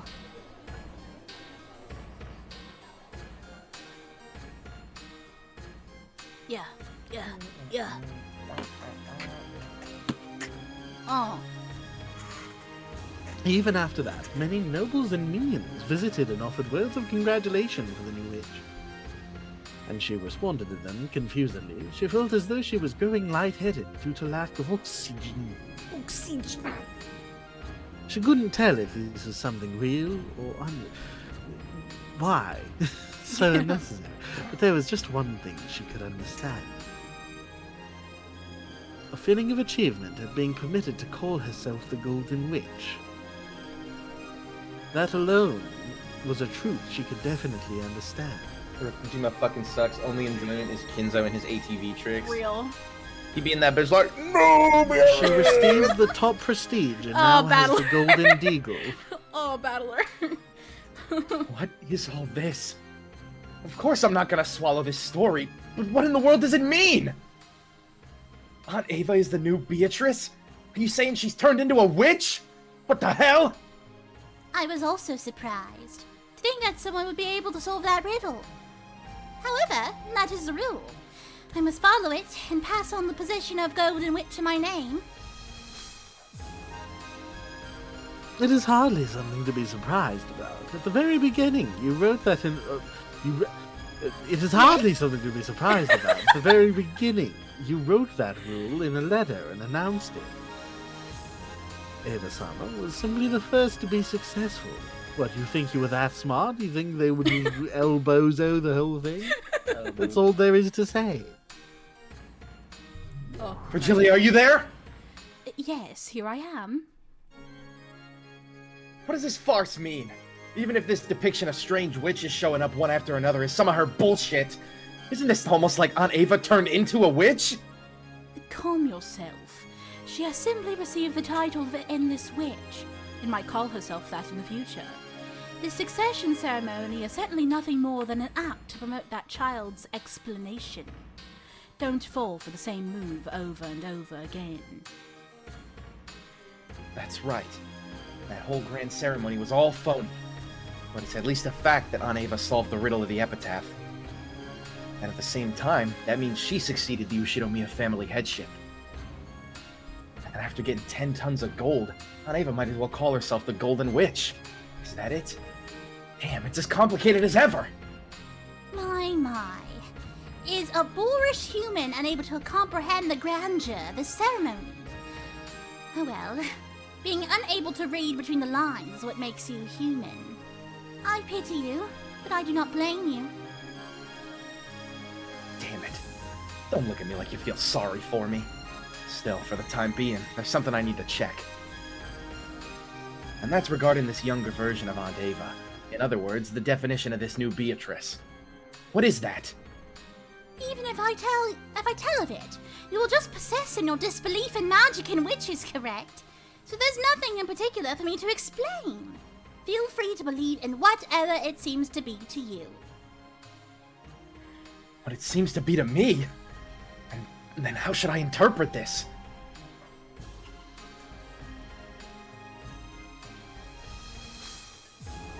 Oh, hold on. Holding? Holding? I'm holding. Holding. We're all holding hands. Oh, La la unbutton. la la la la la la la la la la la la. We're There you spinning go, in a circle? Discord fucked it. Okay. Okay. For now, it might not even hurt to view it as a visualization of a separate entity inside Ushiromiya Eva. Yeah, that's what I said, Renove. Of course, you cannot blindly accept that answer, but it is probably a reasonable theory to hold for the time being. Yeah, I guess what we said earlier was right then. Because of the fact that she believed that she had magic potential, and she had that, mental separation of her old self, she basically fucking birthed herself as a witch. Yeah, basically, yeah. No. In other words, I should think of Aunt Ava and her as the same person, right? Damn, I don't like where this is going. In any case, from now on, my name is no longer Beatrice. I have passed it on to Ushiromiya Ava, which means that I am nameless. Bertela, don't you have some name that'd be fitting for me? I shall accept your recommendation. How about a name that's refined, full of elegance, and a little cute too, if you can? Bint. Oh. Big titty bitch. Oh. Just Beato is good enough for you. There's probably a big enough difference between Beato and Beatrice to keep people from getting confused. So, the same old Beato, is it? It doesn't feel wrong, but it's boring for some reason. She's like, name me, daddy, name me. They say the temperature of black tea in a woman's heart is difficult to gauge in any era.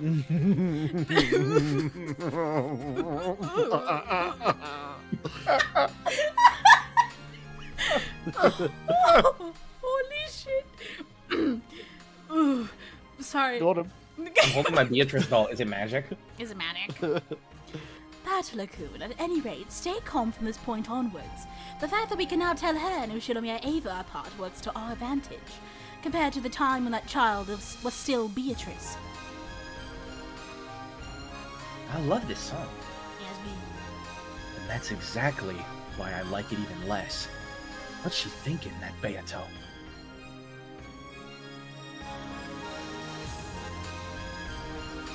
Oh, Battler. Over there. Battler. No, wait, is this Battler? Yeah, Aunt see? Ava. Because he says Aunt. Over there, the witches formed a long line to bless Aunt Ava, who had the figure of her younger days, and who now possessed the name Beatrice. It's called Happiness of Marinette, the song. It was like a witch's coronation. Oh yeah, Happiness of Marionette. Marinette. It was like a... Oh yeah, I just said that. I have Alzheimer's. No, I'm just like you though. No. The countless gold butterflies flapped their wings, directing this fantastical gold sparkling space. They were all praising her. As I stared from the distance, I looked at the newly born Beatrice, who had a slightly embarrassed smile on her face. Her expression, which had been lost and confused at first, seemed to be full of the happiness that she was finally starting to recognize. That expression didn't look at all like someone laughing insanely while standing before the gold. It was just the innocence of a person basking in their own joy. As a person who denied the existence of witches, I couldn't view this witch succession ceremony with a joyful expression and accept her. However, when I looked at that innocent smile, I felt like I wanted to offer my blessings, just for that moment. It's always beautiful when strong efforts bear fruits and are rewarded. Aunt Ava, who had always yearned to succeed the headship, and who had worked hard since her youth without reward, had spectacularly taken a hold of the chance given to her by the riddle of the epitaph, and had finally gained that position. How divine is the smile of a person whose childhood dreams have been granted. I definitely won't accept witches.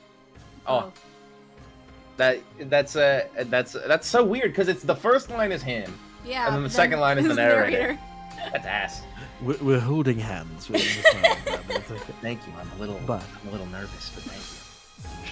But Battler put his hands together, making a small sound. Yowie? Yeah.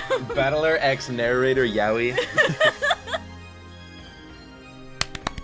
Now I don't exactly exist, so there's not a butthole for you to do anything with. I think it's still the narrator, right? Yeah. It didn't reach. Sorry, I'm losing it. It didn't reach her ears, but it did bless her. So there's not a butthole for you. Kind of don't really exist. Congratulations, Aunt Ava. You spectacularly solved the riddle of the epitaph before anyone else. It's your victory without any complaints.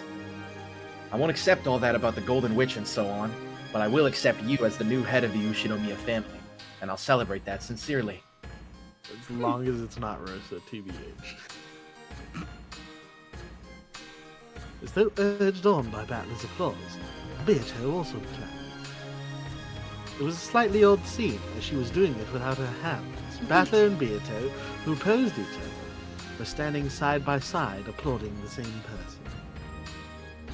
I'm not applauding for a witch. I'm clapping for all of Aunt Ava's efforts up until now. As am I. I offer my sincere applause as a blessing to Ava, who spectacularly solved that epitaph. I don't like applauding with you. But, well, I've decided that I won't worry about it now. Divine punishment won't fall on me just because I clap with you every once in a while. It's not so bad every once in a while. Still, it is fun to applaud. Even though it was Ava who was successful and not me, for some reason, I'm starting to feel happy too. That's because blessing someone means the same thing as sympathizing and sharing with them. I see. Then, I have even shared this irrational, happy feeling with you. Since we are a pair of enemies trying to make each other surrender, it is an odd experience. Well, just for now, let's have a truce and clap, okay?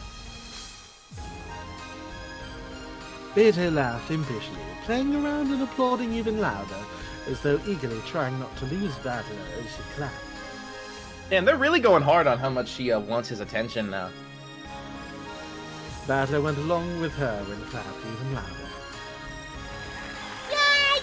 When he did as though some ceremony had ended, everyone applauded and highly praised the reborn Beatrice. It was just as though Battler's and Beato's applause had been the final thing needed for her succession. Shane, can I get a Kinzo new Beatrice? Oh shit, new Beatrice dropped. Oh god. Oh. Wake up, Ushinomiya's new Beatrice just dropped. And then they all drank the green. Yes, they all drank the green. Oh, it's the same time. Time didn't change. He's like, what are you, like 14? Try this shit.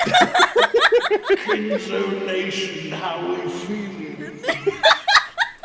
Oh shit, Jamie added a new GIF. Yippee. Is it gonna be Ava? Or were you waiting for this moment? Oh.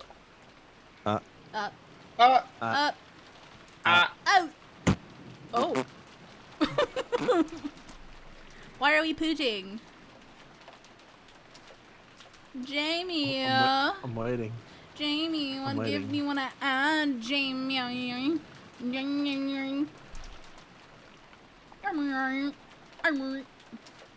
This? Oh, her idol animation is so cute. She's adorable, yeah. Guys, I can't, you know, stop saying it, but my, what? Go ahead. Oh, you were like, I thought you were like, Go ahead. I thought you were like setting me up for something. You're like, yeah, No, I'm just genuinely curious. I've been saying this the whole time, but I cannot fucking wait for Golden Fantasia. That shit is gonna be so funny. I'm gonna make you guys learn one character each, and we're gonna play. I have to choose my character? Man, I don't know what I'd choose. Oh boy. Well, I'll have to see what's available. Yeah. Yeah, I mean, like I said, we'll have to. We got two UMINEKOs to finish before then. So A whole two UMINEKO. you'll have a time to think. Yeah, you forgot, huh, Shane? Well, I After mean, episode I 4, did. there's a whole other UMINEKO. It's basically one UMINEKO, but No, two UMINEKOs, two halves of a whole. it's episode 1 through 4, and then 4 through 8. I mean, 5. Exactly. UMINEKO 1, UMINEKO 2. UMINEKO, Revenge of Boat Pilot. Huge. Boat captain comes back and is like, you know what? Y'all suck. True. I'd probably play canon or spoiler character. I would also play a spoiler character. Me too. If Renove is available, I'll play Renove. I think he actually is. That's so fire. Okay, cool. I'll probably play Renove. Rosa returned to the lobby. It was still her turn to rest, but her expression made it look as though she couldn't sleep deeply with all this tension. Yes, hello? I don't know why I read it like that. I'm having a stroke. Someone, please help. But Rudolph is take it easy and lie down.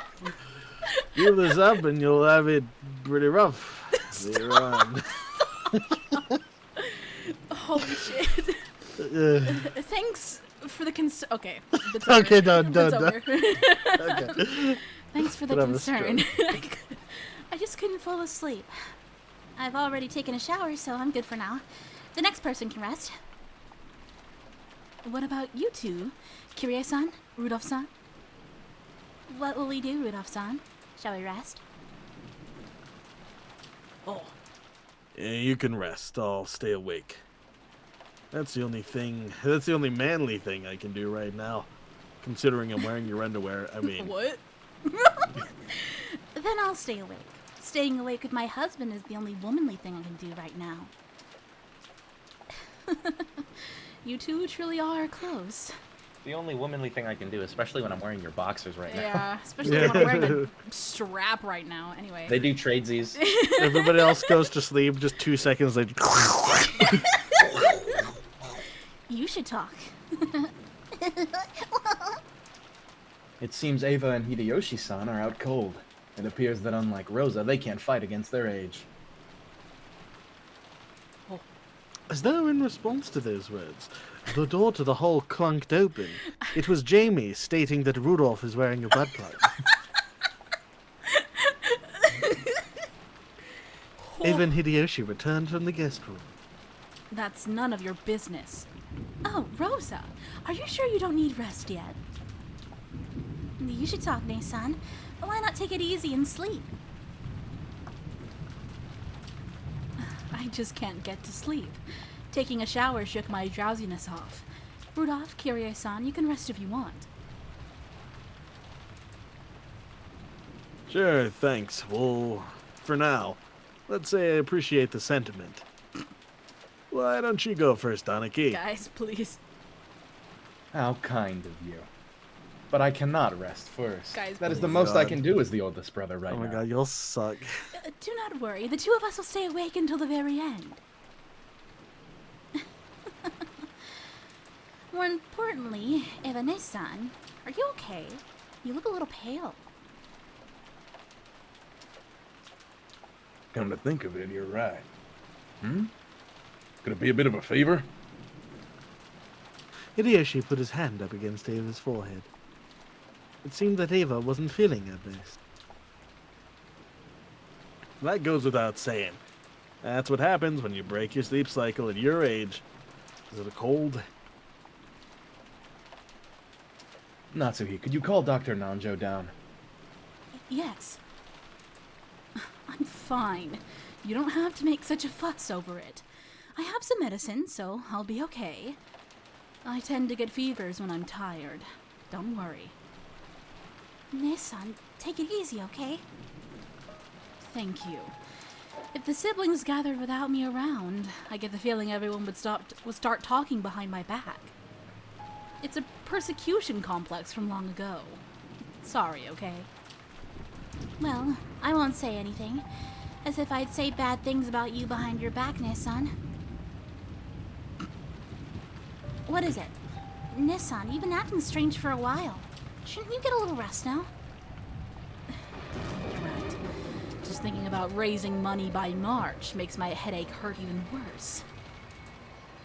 That isn't good. Rest. And I'll hold back too, so that your headache doesn't get worse. I've had a bad headache myself for a while now. Thank you. Well then, I'll take those words to heart and rest for a while. What is it, Ava? Why are you so angry all of a sudden? Sorry, please let us rest a bit longer. Sorry. I'm freaking out. After apologizing several times, though praying, Hideyoshi followed Ava out of the lobby. Bitch, you're being cray. What's up? I don't like this atmosphere. It's all so strained. That's no surprise. There was a murder early this morning. And since then, we've been eating canned food and carrying guns around. It's natural that we'd start to build up stress. I wonder if the kids up there are building up stress too. I'm worried about Maria. She tends to throw tantrums at times like this. Oh!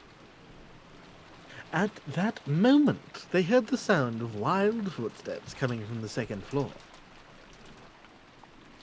The guest house wasn't a cheap building, so they wouldn't normally have heard the sound of footsteps. It was like the sound of someone stamping their feet in frustration. And an instant later, accompanied by what seemed to be the sound of her running out into the second floor hallway, they could hear Maria calling, ooh, ooh, ooh, ooh, ooh, ooh, as she does, that over and over again, sounding displeased. Rosa grabbed her head, her hair Rosa grabbed her head, her hair flying, Yeah. and she voicelessly moaned in anguish. The adults conscientiously turned their backs to her, pretending not to notice. The noisy clamor came down from the second floor and flew into the lobby. What the hell? She whipping her down the stairs and Fucking pushes her down the stairs and laughs. Oh my god. It was Maria who was sobbing, along with the other children and Nanjo. In other words, they had all come downstairs because of Maria's tantrum. Rosa couldn't hide her dizziness at this new annoyance her daughter was bringing to everyone. Sorry, Aunt Rosa. We tried to calm her, but she just won't listen.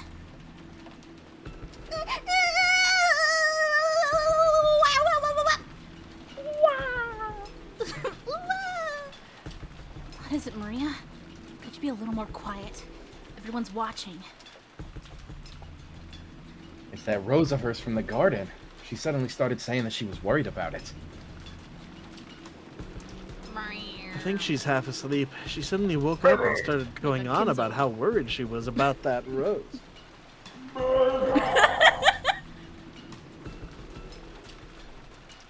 Maria-chan, calm down. It was just a dream. That rose belonged to Beatrice and me! So if I don't take care of it, Beatrice is gonna get mad! It might get snapped off again! I'm telling you to quiet down for a bit, okay? The sudden rise in tone of Rose's voice surprised the children. But Maria's crying just grew louder, and her tantrum just grew fiercer. Yeah, she didn't get, they didn't get ruthlessly fucking, or what was it? Maria didn't get ruthlessly fucking beaten in the rose garden in front of everybody this time, so they don't know she's crazy like that. Oh yeah. Rosa-san, you mustn't scold a child so unsparingly. At times like this, it's best to give them some warm milk or something. I don't fucking know. Something. Some methamphetamine, maybe. You want a cigarette? That'd me feel better. Is there any here? The milk we just had for breakfast is empty now. Damn, I could really go for a glass of milk. Oh my god. Does anyone have a set of reviews on kids? You know the silver pill thing? They knock her out. I have some. Oh Yes, my I'll God. search for some now. Give them to her. Can you shove Christ. shoves pills in her mouth? I was joking. Jesus. Without hiding her displeasure, Rosa grabbed the handbag that had been set on the sofa and fished around for some medicine. Dear God. Oh my God. It seems she had brought some child-use sedatives for Maria's tantrums. That is... Well, that's parenting in the 80s, I guess. She found it and opened the bottle, but it must have been empty. Irritated, Rosa shook the bottle several times, but that didn't change the fact that nothing was in there. God, she's By the way, those dumb. are meant to be for, like, infants and toddlers. That's crazy. So she could very well be turning her child retarded. Yeah. Or Or just sending her kid on a ketamine trip. For no reason. Right? Because, like, you're supposed to use those for, like, anywhere from, like, babies to, like, I think 2-year-olds or something. So, like, giving that to, like, what, Maria's 9? She's, like, definitely fucking with her brain chemistry. Yeah, and that's supposed to be for sleep. Yeah, seriously, bro. She got her kid tripping balls at the family function. As she did that, Maria's crying grew even more intense. Let Maria vape. Just another list on the things that we don't forgive Rosa about. Give the Lambda kid some Delta weed. shows up and just puts her in a goddamn, like, rear naked choke. Just fucking... I agree with you. I agree with you, Jamie. If Maria Ushiromiya showed up at my house, I would give her all of my weed. Jesus Christ. At that time, Ava was lying on her bed, covered by the bedding. Hideyoshi returned from the washroom, folding a handkerchief soaked in water. I'm at yay, scene with them. Ooh, there's one nasty fever. I bet it's the poisonous air at the family conference that got you. Ain't I funny? But now you can forget about all the other relatives. Okay?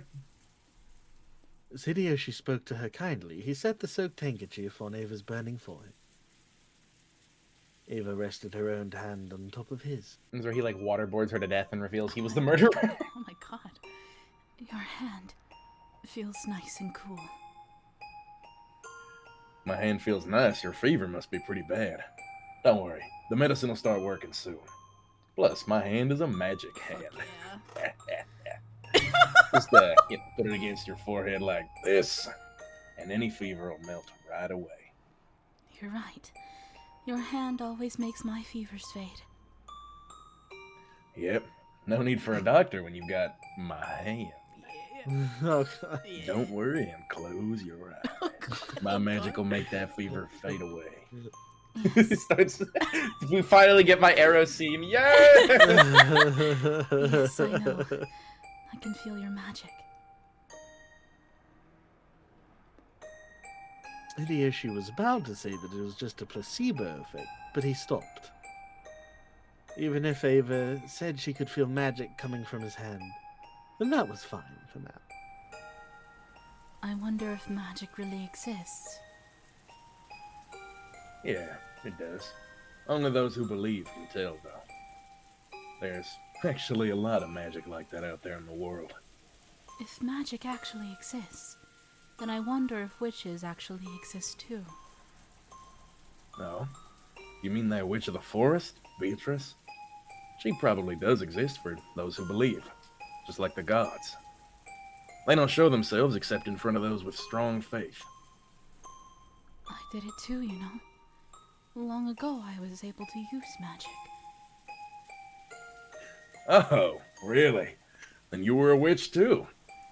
I had dreams that I wanted to come true no matter what. After wishing strongly and trying hard, they always came true without fail. With my magic, my grades were always the best, and even I became the student council president, and worked hard to get into the university I wanted. Everything I wished for was granted. That's right. Your magic has always been a thing to be reckoned with. You're definitely a witch, and you work harder than anyone. I know all about it. When I was a kid, the whole time there was another me inside of myself who always supported me, and that other self was a witch. I didn't believe in Beatrice, the Witch of the Forest. I always believed that if a witch of Rokenjima did exist, it was the witch inside my heart. I was so grateful to that witch inside myself. I was always grateful that she brought me to you. You get too timid when you're sick. Don't say anything for now. I'll stay like this the whole time until your fever's gone down. Yes. Don't take your hand away, no matter what. Oh. Somehow, I feel like I'm becoming something that isn't myself. And I've been scared for a while now. She like body horror, like The Thing style, starts morphing into Beatrice. I get the feeling that the witch inside me was provoked by Beatrice and is growing stronger and stronger. Somehow, it feels like she's going to swallow me whole. It's okay. As long as I'm with you, there's nothing to be afraid of. Remember the time we went to that dangerous country and the whole bus got robbed? That dangerous western country which shall not be named? I drove them off. Florida. Didn't you just hand over your gold watch and beg them to go away? It was pretty lame, but it was cool. Don't move your hand away, no matter what. Not even if I fall asleep. And if something creepy sneaks in here, protect me. Yep, leave it to me. That's why I'm telling you to stop worrying and get to sleep. Because the medicine and my magic will start working real soon. Ava finally calmed her heart and closed her eyes.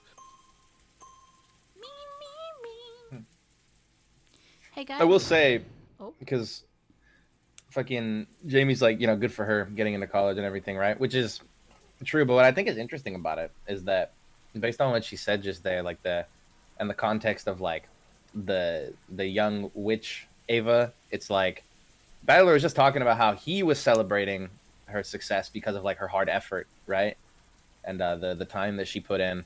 Whereas like Ava herself is like not even giving herself credit. She's saying she succeeded because of her magic, which is like totally discrediting all the actual hard work that she put in. But like, she's still, I guess, relatively happy about it, right? Is this whole game about manifesting? Is that what this is? I mean, the witch thing has always been about manifesting, bro. Yeah. True. That's their only power. Fucking white women.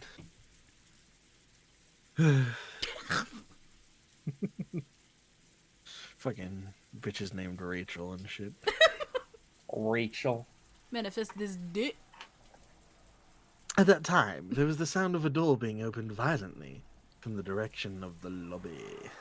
It seemed that Maria was having a tantrum, and screams of ooh ooh could be heard along with Rose's rebuking yells. That probably hurt Ava's ears, or maybe it was giving her a headache. Ava moaned as though in pain and buried herself in the covers. It was easy to guess what was happening. Maria had probably had a tantrum for some reason and gone down to the lobby, and started arguing with Rosa, who then scolded her daughter. And then, maybe that got too embarrassing to be shown in front of the other relatives, so Rosa had taken Maria out into the corridor. Hideyoshi had no desire to butt in on Rosa and Maria's problem.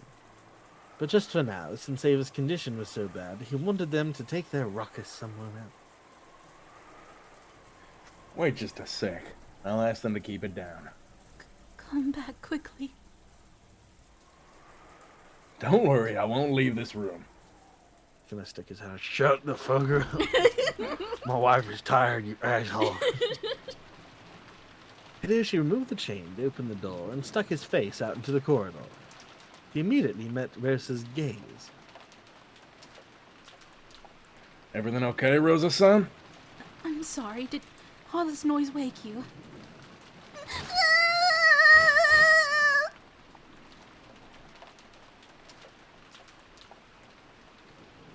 Maria-chan, sorry. Aunt Ava isn't feeling well and she's trying to sleep. Could you quiet down a bit? Maria's tone didn't change after Hideyoshi's request. She kept crying ooh ooh and repeating, "My rose, my rose." Rosa slapped Maria's cheek and lifted her up while covering her mouth. and dragged her towards the entrance, trying to at least put some distance between her and Hideyoshi's room. She would still probably be noisy for a while, but he had warned Rosa for the time being. Relying on Rosa's action as a mother, Hideyoshi closed the door. I don't think you should do that. Didn't fucking even react to it. Is Maria-chan having a tantrum again? Looks like it. It's tough for Rosa, too. Come to think of it, our George is almost too good to be true. We should be grateful. You're right. Hand. Oh, sorry. Look, it's the magic hand.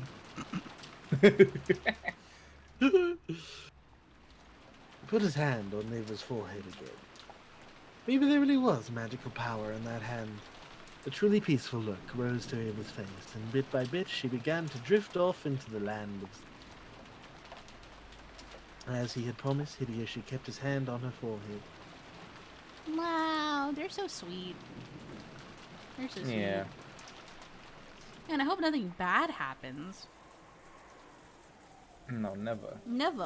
What's the Things Twilight bad- again? The second Twilight? Bad things don't happen in UMINEKO. Oh, she showed me that in your wish being discovered didn't stop the Twilight. It's still gonna happen. Yeah. Oh god, it's gonna happen with like Ava Beatrice now? Should like nothing would happen on Murder Mystery Island. Nothing would happen. By the entrance, with her hand still against Maria's mouth, Rosa was at a loss at what to do next. She hadn't been able to withstand everyone's gazes in the lobby, and had yelled at the children to go upstairs, dashing out of the lobby. Then she had gone out into the corridor, only to have Hideyoshi say that she was too noisy. Where should I go now? Where should I take this child who's having a tantrum? She felt as though tears of frustration were about to come out. Adam, As you Maria- missed a lot. I couldn't speak. Yeah, I'm sorry. you missed a whole ass thing. As Maria kept struggling in an attempt to scream, Rosa put her mouth up to Maria's ear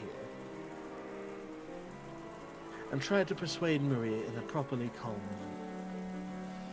Maria, do you really want to see the rose that much? Maria nodded her head several times, moaning ooh ooh. Ooh. Why do you want to see it so much? I'll listen as your mother, so will you tell me quietly? I'll hit you if you scream. My rose! Beatrice revived it! It might have snapped off again. I'm worried about that. I can't sleep until I'm sure. Hi, MC Cat. Welcome. What up? What up? Hello, hello. Is that... Oh, I guess, Yeah. Apparently, she was still upset about that marked rose from yesterday. Rosa That was just the headache narrator. I throbbing don't know what you again. guys were talking about. Meow. I don't know, it was just said in a weird way. Yeah, meow. She was at least a little relieved that Maria had now stopped her screaming. Anyway, everyone is having a hard time right now. So don't bother Mama and everyone else. You can worry about that rose all you want tomorrow when it stops raining. So for now, listen to me. No, it's my Beatrice's rose!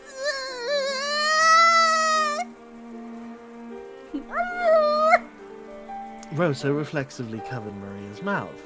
She had spoken a little too harshly and got at her agitated. Rosa realized that it was partly her own fault and clicked her tongue in self-hatred.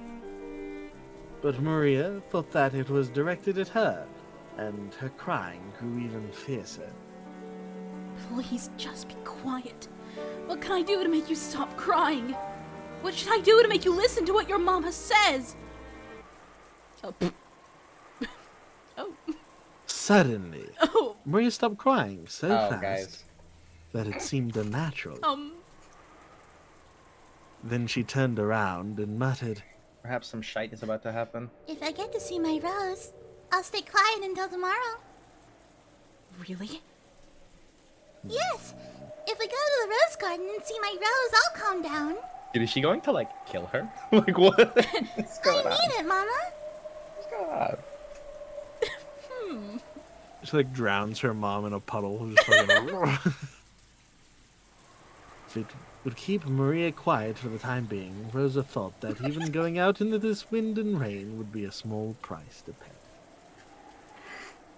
She thought it might be a bit reckless, but in the end, no murder or anything of the sort had actually occurred. All of that clamor since this morning had been a farce set up by Kinzo. If you had carefully thought about that chain of closed rooms, clearly it had to all be an act. Actually, Ava is now the family head. Shut yeah. your face. Oh. Will you really listen if you get to see the rose? Yes, I mean it, Mama. Out! Rosa didn't overlook that creepy laugh and lightly hit Maria with her fist. Jesus Christ. Lightly. And she shrugged as though giving up. Understood. If it's just one look, then I'll agree. Will that work? Yes, Mama. I promise. It's so funny how they like still try to describe her with grace. She ever so delicately beat the brakes off that bitch.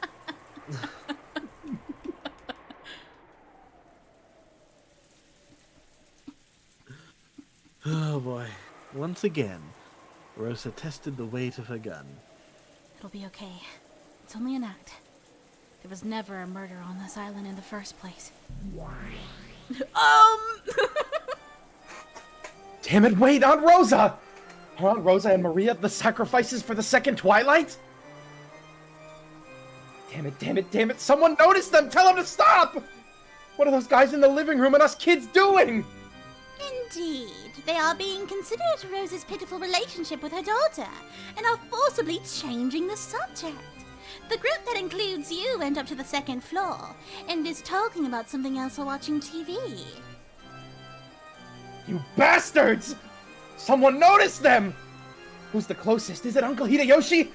Please notice that these two are leaving through the front door! Ah! Yeah, he's literally screaming at these. You fucking idiot! Scream. Don't go away there. It won't reach, it won't reach. Don't disturb their precious time together. Hideyoshi kept talking kindly, his hand on Eva's forehead. He didn't notice at all that Rosa and Maria were going outside through the front door. In that case, there was no way the others in the lobby, which was even further away, would notice. Much less those in the cousin's room on the second floor. Why are you so panicked? Didn't you defeat me with that bold move, saying that the culprit died in an accident on the first Twilight? Doesn't that mean there's no longer a culprit on this island? What is there to be so worried about? Shut up! I can see right through you! Someone stop them! Those two will be killed! Someone stop them! Ah!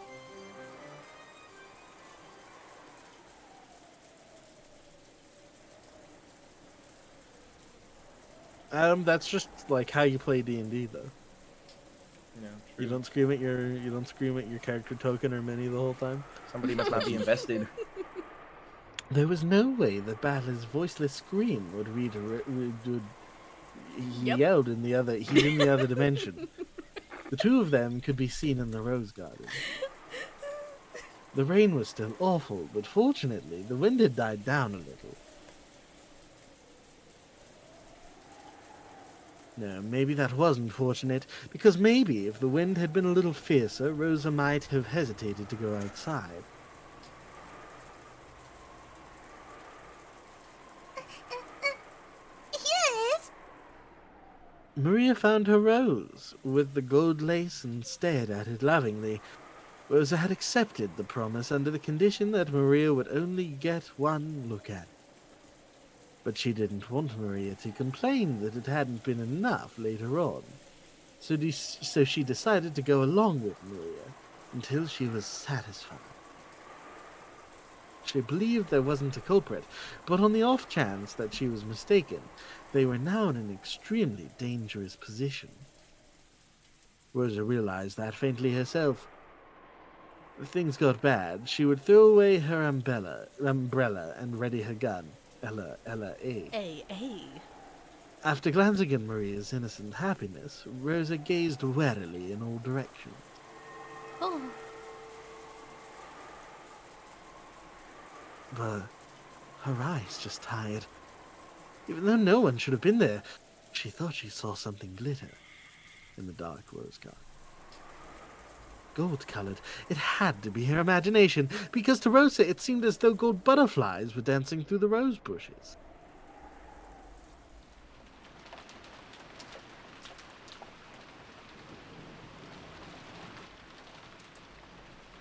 Are you okay, Ava? Just take it easy. Should I call Dr. Nanjo after all? I'm fine. Don't take your hand away. I'm begging you, don't take your hand away. Ava was breathing mildly, beads of sweat appearing on her forehead. It was certainly true that she had stayed up all night last night, and that things had been rough since early this morning. It wasn't odd that her body wasn't keeping up. Even though he understood that, Hideyoshi suspected that this sudden fever was the sign of some serious illness. Several times Hideyoshi decided to call for Dr. Nanjo, but Ava resisted firmly, pleading with him, saying that it was even more important that he didn't take his hand away. I understand. But you've got to have Dr. Nanjo look at you by lunchtime. If you can promise me that, I'll stay here the whole time gripping your hand. Tightly like this. Thank you. I'm fine. The magic of your hand will definitely take this fever away. Even as she said that, Ava's harsh breathing didn't improve in the slightest. Yeah, dude, I think she's gonna die in there. Don't let go. Don't let go. I wonder if the witch is like eating her. She went Super Saiyan. Nah, well, because I think it's got something to do with the fact that, like, since Ava Beatrice was like the driving force for, like, you know, her life, I think that now that she's become Beatrice and she's not like a part of her anymore, she's like fully her own separate person. She might not be able to handle that, and it might be like literally killing her.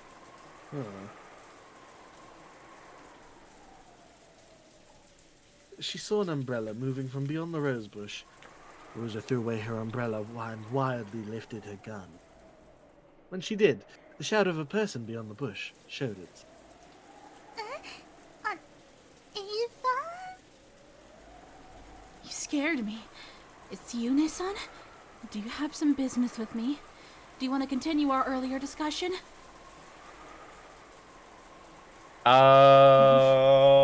Yes, that's right. Shit. Our discussion about father's gold. Shit. Okay, this might get interesting. If dude, there better be an imposter. Which one do I shoot?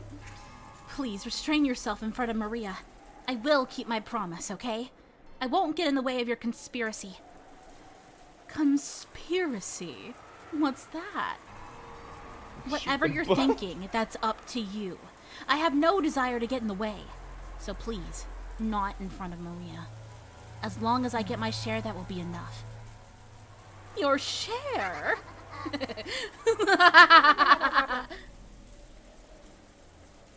Ava started laughing in a creepy voice. Rosa was startled, but Maria stared blankly. Then Maria said just one thing.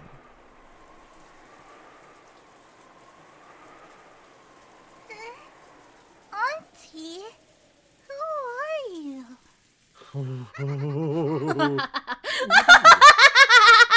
Your share? Who would give that to you? All of that is mine. It all belongs to me, the Golden Witch Beatrice. Yeah, see, she's gonna die, bro. Ava! Are you okay, Ava? Ava! And he barfs. Hold on! Don't let go! Don't let me be dragged away by someone who isn't me! Hold on to my hand! Don't let go! When did you ever work hard? You never worked hard for anything. You were always hiding in our shadows. You always escaped from shadow to shadow without fighting. And yet you really think yourself qualified to make demands of me over the Ushinomiya family gold? All of that is mine. It's all mine alone, as the head of the Ushinomiya family and the new Golden Witch, successor to the name of Beatrice. Beatrice? It's Beatrice! Mama, Beatrice! Maria jumped at her mother in ecstasy. Rosa treated Maria cold-heartedly and raised her gun high. Hey, you're Nason, right? You are Nason, aren't you? Wrong. I am no longer the one who was your sister. Then who are you? Are you trying to say that you're Beatrice? That's impossible! You died 19 years ago! Yes, you were definitely dead. After all, I clearly saw how your head was split open. I can remember the insides flowing out like it was yesterday!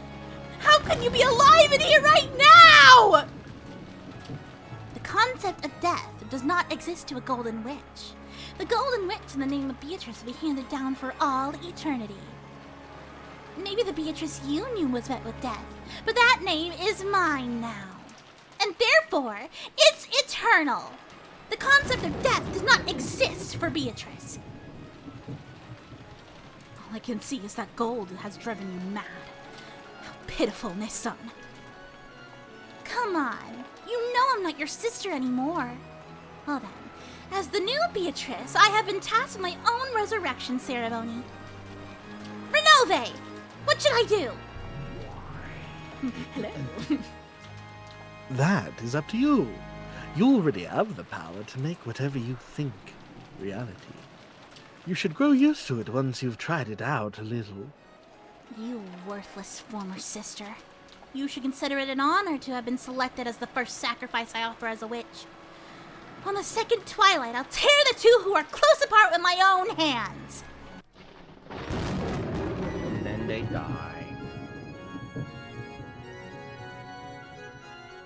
The first thing new Beatrice wished for, no, the first magic she tried to use, was to surpass the limitations given to humans.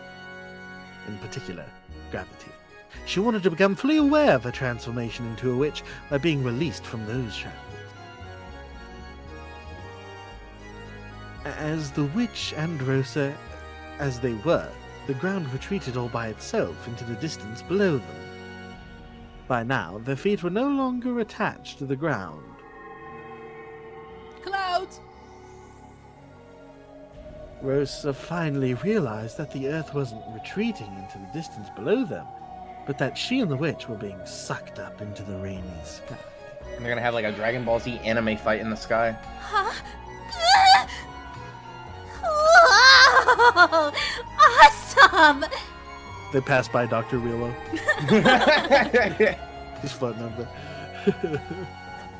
For a human shackled to the ground by gravity, there is nothing more unnerving than having their feet stop sticking to the ground. However, to Beatrice, who in becoming the new witch had learned the joy of being released from gravity, it was enough to make her whole body shake with delight. Hey, Rosa. Do you remember long ago when we were small, when we used to talk about what it'd be like to become witches and fly around the sky? That dream has been granted, hasn't it? I became a real witch and granted it for you. Stop it. If this is a dream, then wake me up. You said it yourself. You said you flew through the sky in your dream. And you also said you didn't want to wake up. You even got mad at me when I woke you up, right? Don't worry. This time you won't wake up, okay? Dude, I think she's gonna, like, make her go splat. Come dance with me in the vast rainy sky. Didn't we both wish we could fly like seagulls in the sky and escape the cramped and boring island of Rokajima? Now I'll make that dream a reality for you. I only want to share this joy with you and no one else. It's so fun, Rosa. It's so fun. I think the most fucked up thing to do instead of splat is to just drown her with rain. That would be terrible. Take a look below you. Look at how small our mansion is. I wonder how much time you spent in a place that small. Now I'm especially shocked at how cramped and tiny it is. UMINEKO when I splat my sister. So feel, enjoy, rejoice! That power we yearned for! The power to move through the sky at will! Come on, let's dance, Rosa! Through the rain, through the wind! Let's fly around like we're dancing! The lightning will shine on us and bless us! The witch and Rosa were like leaves fluttering around in a whirlwind as the rain ponded upon every part of their bodies. As the lightning occasionally shone upon them, they shook with the joy of being released from the night. However, it was only that way for the witch. Rosa was holding on to her head, voicelessly screaming over and over. Stop it! Forgive me, let me down! You're right. It's more fitting for humans to crawl on the ground. Then why not go back there? A slightly displeased expression rose to the witch's face when she realized that her own joy was not being shared. Then she decided to listen to her former sister's request. Did you look at it? Oh my god! The whirlwind that had been making Rosa dance around grew weaker, then stopped. In other words, Rosa was once again bound by the restrictions of gravity as a human. Following the laws that were originally correct, Rosa began to descend towards the ground, upside down. No, she began to fall. Oops. That's right. If I don't take her down the right way, this is what happens. The witch hadn't intended to send Rosa plummeting, but she still wasn't used to using magic. After plummeting about 100 meters into a rose bush, as about 420 some feet, as a very, very natural result, Rosa died instantly. Hold on. What? What? What? What? She can do that. Oh, I thought you said hold on. Like, like stop. Oh yeah, that's also... Yeah. But the witch hadn't intended to kill her, so she wished that Rosa hadn't died. Ah. When she did, gold butterflies coiled around Rosa's body, reviving that life that the witch had just... as the witch had just wished. Rosa's body, which should have been spread out like a carpet of fresh blood, rapidly returned to normal. The broken and crushed bones returned to normal. The torn and smashed flesh returned to normal. How easy it is to fix things in this world, and how difficult it is to fix them. Anyone can take a life, but no human can revive a lost life by surpassing the irreversible. One proves that they had surpassed humanity. This surely gave her a much, much greater realization of her position as a witch than flying through the sky had. Awesome! I could even revive an ended life! Oh, hey, Renove. Of course, Beatrice Sama is the endless witch. To live and to die, to bring life and to kill, all of it repeated endlessly. Beatrice Sama, the endless witch, is the queen who controls the cycle of life and death. One time I knocked over a fishbowl. The fragile and beautiful bowl broke, and I couldn't put it back together again. I'd never see that cute pop-eyed goldfish swim again after it landed on the floor. No matter how much I cried, the servants shook their heads, saying that broken things and dead things could never be revived. That's when I learned something. You must not break things. You must not kill people. After all, you can't fix them. So, if you can fix them, then you won't get in trouble for breaking them, right? Awesome! Awesome, awesome, awesome!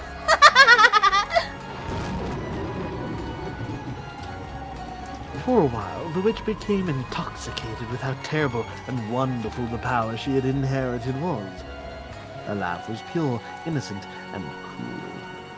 Cool.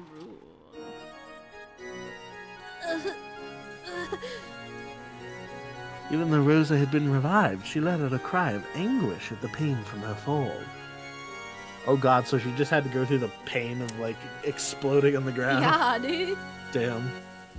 At that point, the witch landed and held out her hand. Sorry about that, Rosa. I didn't think flying in the sky would be so much fun. Sorry, I'm real sorry. And I didn't know humans could die so easily. But I brought you back to life, so we're even. So get up, okay? Play with me some more, okay?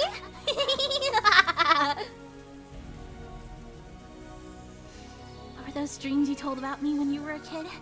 Go ahead and tell me all of them without holding back. As I am now, I can make anything come true, no matter how absurd. Even drowning you in a sea of jelly, even having you get sucked into a mountain of cake. I could even make you sprout butterfly wings and flit around the garden, okay? I'll do them one after another. Let's start with the ocean of jelly, alright? Stop it.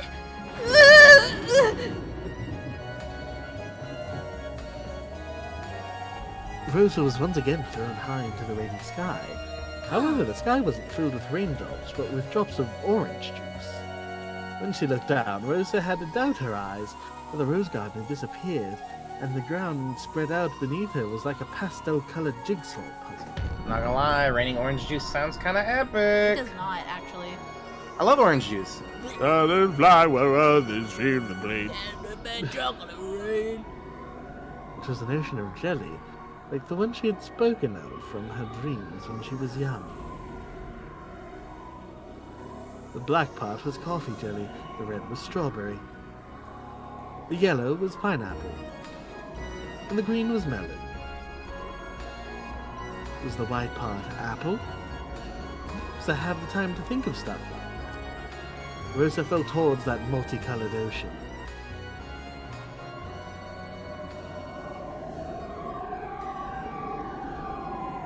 And she sunk deep into a purple grape-flavored sea. She's gonna fucking drown in jelly now, isn't she? Fuck yeah. Probably. It was an ocean of jelly. It had no bottom. As Rosa sank, she was shocked to see a school of transparent fish swimming through the grape jelly ocean. They were probably made of grape skin. Shut up. You're making the thing less cool. She then sunk on and on, deeper and deeper, as deep as the Marina's trench. Crushed by the water pressure of the jelly ocean, her ribs snapped, and her spine snapped. In the end, she became a small, frail meatball. She Not a fucking meatball. Titan submarined her sister in fucking jelly. What a truly wonderful experience to drown in an ocean of jelly.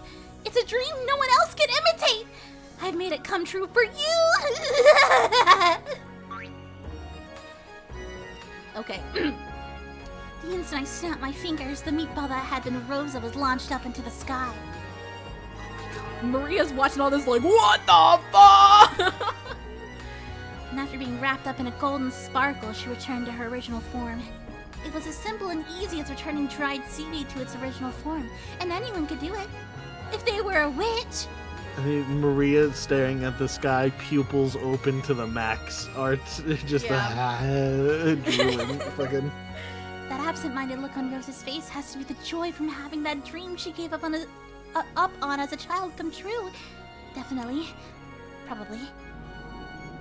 Next is the mountain of cake. I don't know if this is the narrator anymore. In an instant, the sky was covered and became black and white in the shape of a chessboard. That almost transparent white part was her favorite rare cheesecake. The elegant black part was a slightly bitter gâteau au chocolat. That became the ceiling, became a mountain, and several billion cakes were thrown down towards Rosa. Oh, it is the narrator. Okay, If you piled those cakes up, they would surely be taller than Mount Everest. So they probably weighed, I'm not too sure, but I'll bet it was heavier than all the cakes across Japan put together. This is fucking cray-cray. This shit do be crazy. It fell down like a ceiling and swallowed Rosa up. So as a very, very natural result, Rosa was crushed to death.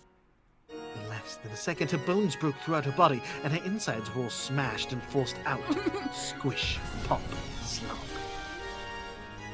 Even so, an even greater number of cakes piled on top, and Rosa ended up as a layer of jam between them.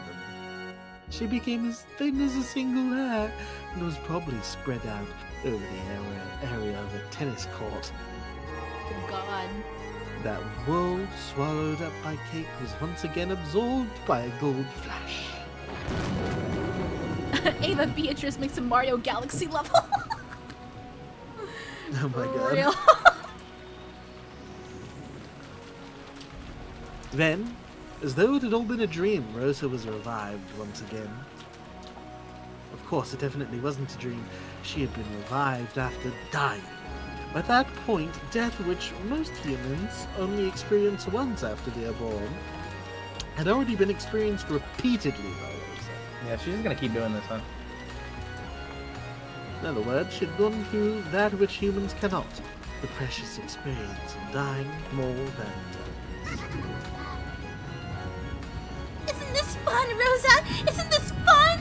Next to the butterflies, look! Please have mercy! Ah! No way! Let's play more, let's play more! Oh my God. Jesus. Damn, this was shit crazy. This is crazy. Arachnophobia warning. Uh-oh. The coochie spiders. Huh? What? Laughing innocently, she pointed a gold staff at Rosa as she begged for mercy. When she did, Rosa glittered gold and repeatedly began to shrink. Oh. Oh! She shrank down to the size Oh my of God, a wait. butterfly. Then golden wings sprouted from her back and she joined her fellow gold butterflies. You'll find her web. However, while a human body could withstand that wind, it was a different matter for a butterfly's body. The gold butterfly, Rosa, was invited to dance by each gale of wind, and she spun in circles around the rose garden. No! No! Ah! Oh my God. As her dance wore her out, she was caught by a gentle bed. It was soft, Oh lit no. hammock in the shadows beneath the roof of an arbor. Oh no. The owner of that hammock lumbered into view, welcoming its rare guest who had wandered in the night of Oh, a this is so fucked! That owner, which should have been small enough to crush in the palm of your hand, now looked as big as the top of a canopy bed to Rosa. Oh my God, that's fucked! I don't think I fully understand. She became she fell into She a turned her spider's into a web. butterfly and threw her into a spider's web. Yeah. Oh, okay, I was tripping. I thought fucking Ava Beatrice was the one who turned into a butterfly. I'm like, what? That doesn't make sense. What Yeah, a that's klutz! crazy, bro. You got caught into a spider's web! Carnage! This time with his dance with a spider. That takes me back. Remember the times we'd find a spider's web and play around by throwing pebbles at it? Oh my God. I've heard that spiders don't chew their prey, but insert their venom. And when the insides melt into a sticky soup, they suck them out. Hey, Rosa, remember? Remember how we throw butterflies into the spider's web on purpose? What the fuck? And play around by seeing how the spider would attack? This is a fucking sociopath family. I guess you Bro, don't remember, they're do bugs. you? I don't think it's that big of a deal. This happened before you got into grade school. Make sure you watch closely this time, okay? Very closely. No! Have mercy, Nason! Help me, Nason! Oh, yeah, whoa, yo, no goddamn, oh, shit. Gaga, mama. Hey, Battle's like, what the fuck, dude? This girl's not bad. She can truly use magic at will. Amusing, how truly amusing. You feel like laughing too, right, Battler? Don't fuck with me! Stop it already! What's so fun? You're insane! You're insane! What's so fun about doing something like this? Doesn't she look like she's having a blast? What do you expect? Magic is fun! I remember when I first became able to use magic, I played around a lot. I understand. I understand that kind of game from the bottom of my heart. Looks like I won't be able to share this joy and passion with you, Battler. What a shame, what a shame. If you accept me, I'll teach you magic anytime you want, see? It's hard to describe the joy you receive in the instant you're freed from the shackles of humanity. I want to teach you about it. That joy, that passion. I definitely like to see the world of magic you'd give birth to just once. Isn't this starting to get fun? You've started wanting to use magic, haven't you? It's pretty fun to be a witch, isn't it? Just for you, I'll teach you everything! About the joy of flying together in the sky, about the joy of diving together in the sea. I want to show you the passion that starts the instant you surpass the bounds of humans and see how wide your world stretches. Wouldn't that be fun? Damn. There was no malice in Beatrice's expression. It was hard to believe, but she was genuinely enjoying this cool show. And she wanted to share that appreciation with Battler. Battler was shocked by that hopelessly different sense of value. You're insane! Stop it already, damn it! Virgilia, make them stop this insane farce! What should I do? We exist outside the board.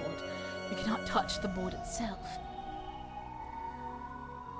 Virgilia shook her head apologetically. Her body had already been killed. That means she couldn't interfere in any way? As Beatrice continued to look amused in an insane sort of way, Battler lifted her up by the collar and yelled Sorry, at her. I hella fucking locked in on that. Is he gonna beat the fuck out of her? Yeah. Stop it! Stop it! Stop it!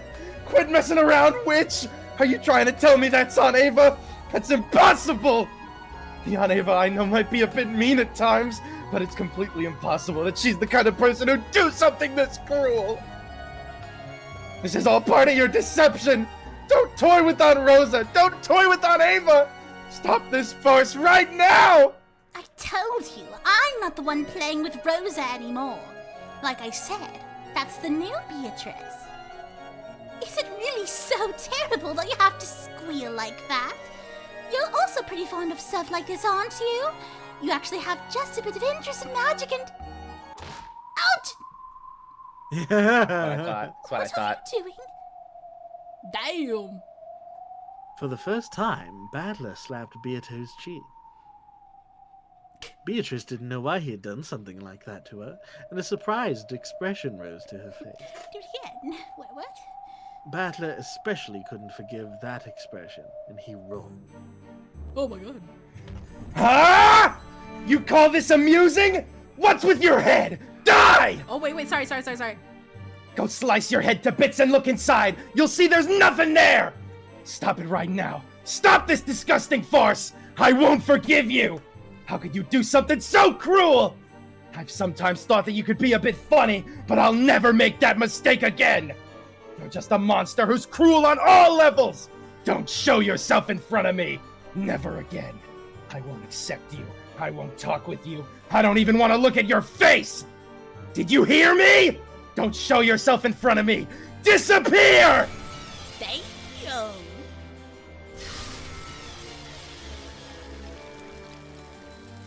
Oh. The instant Battler screamed, the power that resisted the witch became a red wall and knocked Beato back onto her butt. Oh, what are you talking about? Isn't it an interesting show? She spoke defensively, but the target of those words, Battler, was no longer there. His figure had suddenly disappeared into the darkness, but Beatrice looked displeased and continued trying to explain herself. It's not as though I'm completely blind to where you're coming from, but this is nothing more than an innocent prank, isn't it? No matter how you kill them, they'll always be brought back to life in the end, right? I thought humans were creatures who say all's well that ends well. Hey, teacher, there was no reason for him to get so angry, right? She was hoping for approval, but Virgilia simply faced her with an indifferent Yeah, nobody on your side with this one, bitch. To Beato at that moment, even an exasperated look would probably have been better. I have nothing in particular to say. If you think this is fun, you can keep watching as long as you want. Call me when it's over. I will vanish until then. Damn, everyone's leaving him. Yeah, too cruel even for other witches, bro. Virgilia said, nah. I'm out. I'm out. Following Battler's lead, Virgilia vanished into the darkness. Beato, who is now completely isolated and didn't have a clue what was going on, thought they were making him out to be the bad guy. I don't understand. I've done nothing wrong.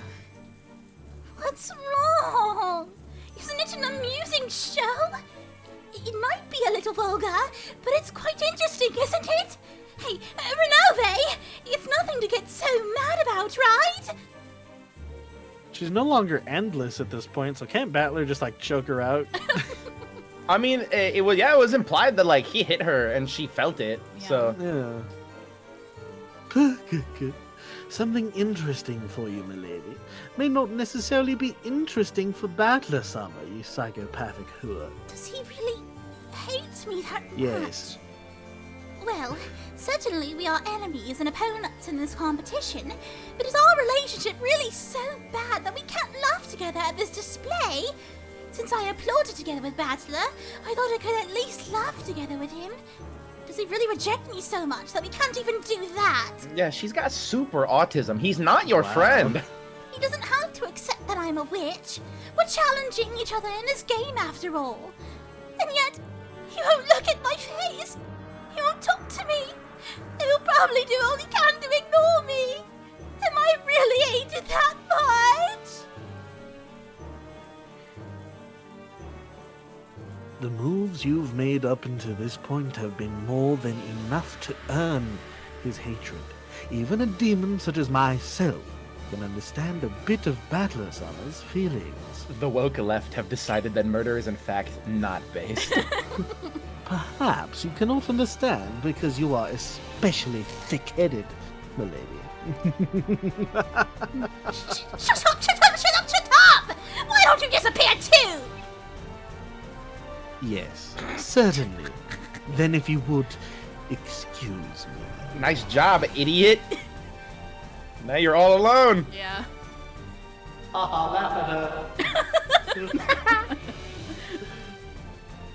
Even Renove hid himself in the darkness, and Beatrice was left alone. The only one in the rainy rose garden. No one ever plays with a lonely witch, and the fact that no one ever does is what makes them a lonely witch. What's going on? Why won't anyone play with me? Am I really that weird? That cruel? Someone answer me! Isn't this fun, Rosa? Isn't it fun? Hey, how should we play next? Of course we should play with Maria too, right? Let's all have a friendly walk together, okay? Let's swim in a pot of boiling chocolate. Let's have a picnic in a cake rising oven. They're coming for you, Ava. Oh, coming for you. It's too far. Don't be worried. Hey, new Beatrice. Behind the witch that was continuing her mad banquet, Beato showed herself. That expression was very rare for her. It was somehow restrained, unreliable, miserable. Oh, it's the predecessor Beatrice Summer. Were you watching? The power of magic is truly wonderful. Until now, I never thought it'd be so fun to be reborn as a witch. It's like playtime that never ends. Come on, let's play together, predecessor Summer. But first, wait for a second, okay? I cooked the two of them to death in an oven, so I have to revive them again. Oh my god. They're like bread rising from the yeast. like cookies expanding in an oven. Listen to what I'm saying. Well, isn't that enough for the sacrifice of the second twilight? Of course, there are no rules regarding how you kill them, but, maybe you shouldn't toy with them any more than that. What are you Beatrice needs saying, to play on the Predecessor Sama? seesaw. I heard from Renove a short while ago. Wasn't your Mom magic said much... it's my turn on the cosmic Xbox.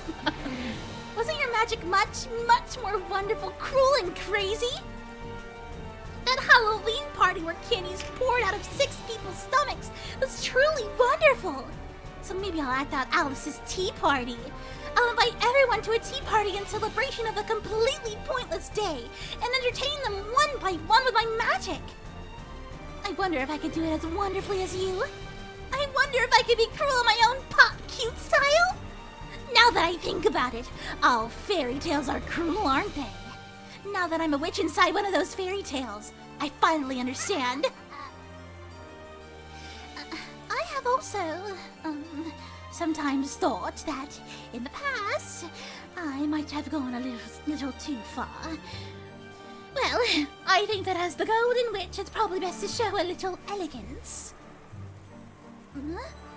I don't get what you're saying, Predecessor Sama. Yeah, I knew this was gonna happen, bro. This is gonna put her into perspective. But there's one thing I do understand. No matter how hard I try now, I'm no match for how cruel you are. I've got to try much, much harder. I've got to become more cruel and become an excellent Golden Witch. Like I said, you've already done enough here. Anyway, this is an order for me as your predecessor. That's enough for the second twilight. I'll show you how it's done. Stand back and watch. Yes, Predecessor Sama. I can't wait to see what brutal, cruel, and disgusting method of killing you use.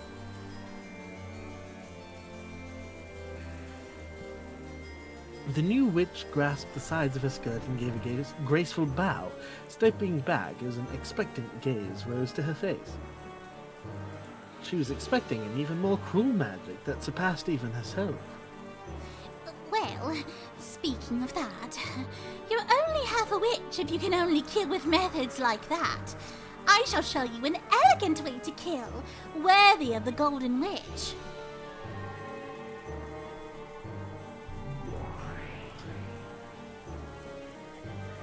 When Beato waved her pipe, 7 colors of smoke poured out, reviving Rosa and Maria. Compared to how the new Beatrice had done it a short while ago, it was slightly gentler. It's probably gentler than how Beato had done it herself up until now. She's holding back. Yeah. Rosa's consciousness had already grown dim from the pain of so many repeated deaths. But even so, she pleaded that her daughter be spared. Please, have mercy. Even if it's just Maria, have mercy. Oh, this is gonna fuck with her. Sorry. My disciple just, acted without restraint for a bit. Forgive me. Beatrice!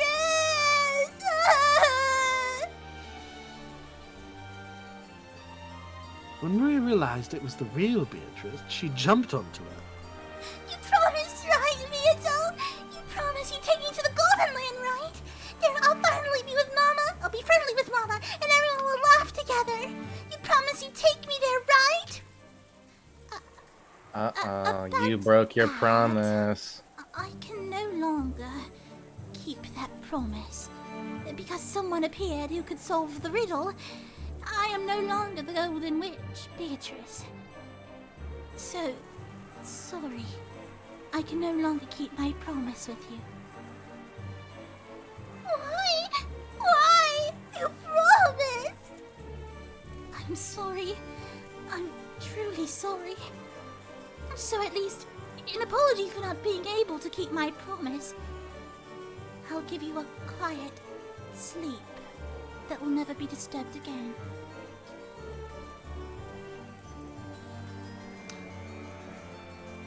Beato embraced Maria with a loving expression on her face. And then her head exploded. Then, softly, a red bruise appeared on Maria's neck. It was a very gentle bruise.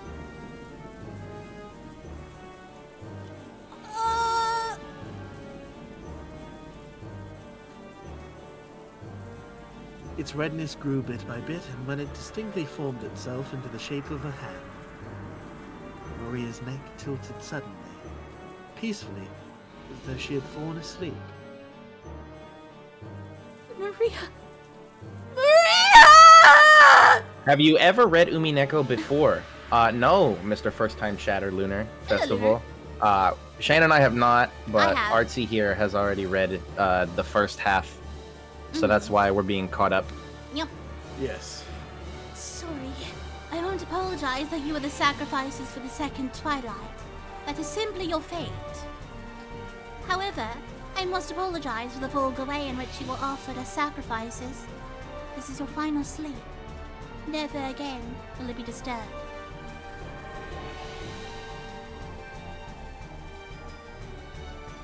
Beato softly, gently lifted a finger as though touching the empty air in front of her nose. When she did, a light breeze lifted up, making Rose's body dance lightly like a feather. Then Rose's body floated softly. Right there was the garden fence with its spear-shaped prong. Now Rosa still gets a little bit of a fucked up death. I don't give a shit. But you still kind of die in a bad way then. Hateful guns. Dude, she don't even hate her. I don't think she cares. Damn. That's a cool CG. Damn. The spear of the fence pierced Rosa's medulla oblongata. Oh, yes. This is the inner part. It's the left brain part right next to the brainstem, in case everyone's wondering. Benevolently, without toying with her, in a single blow, Rosa's life was snapped out. Compared to the earlier innocent yet cool events, it seemed to be over much too fast. It looked like a doll shaped like Rosa was leaning against the fence, but she had passed away. Epic CG.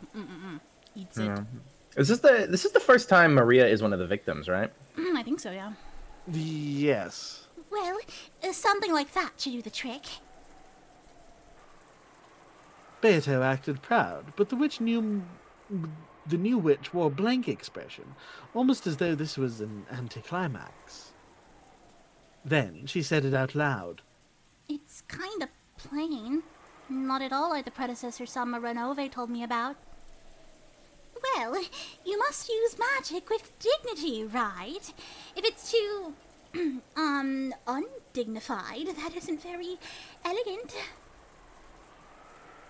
Even though you're lucky enough to have the magic to do wonderful things endlessly. How boring.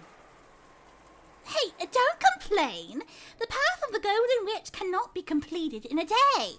You're still incomplete until you finish the 10th twilight. For now, stay quiet and follow my instructions. Got it? What happened to your answer? She is not gonna do that. She's not gonna do that at all. Sure. Yeah, okay. Very well. That will do. Well, there's still much to do for the resurrection ceremony. You still have to kill 5 people. You should do it without toying with them too much. With beauty and dignity. And with at least a little restraint, okay? What Renove told you about what I did, that was a bad example. You mustn't use that as a model. Engrave that into your heart. Yes, Predecessor Sama. No match for the steel chair. A good answer.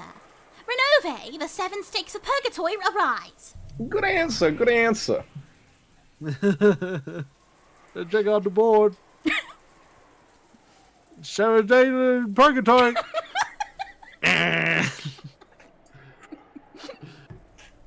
Oh my God. Yes, my lady. I, Renove, am here. Lucifer of Pride, right here.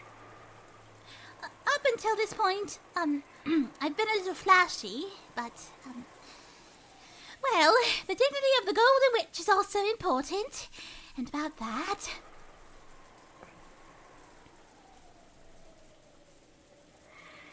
As Renove laughed at Beato's uncharacteristically flustered speech, he summed it up for her. Certainly. From now on, we will be careful to act in a graceful manner suitable for the name of the Golden Witch. Even the 7 Sisters of Purgatory will reform their bad behavior up until now. And we shall espouse to perform our task in the quickest possible manner. Won't that be acceptable, milady? Indeed. That's it, more or less. Everyone take it to heart, okay? Yes, certainly. That is all I wish to say. You may leave now. Certainly. If you'd excuse me.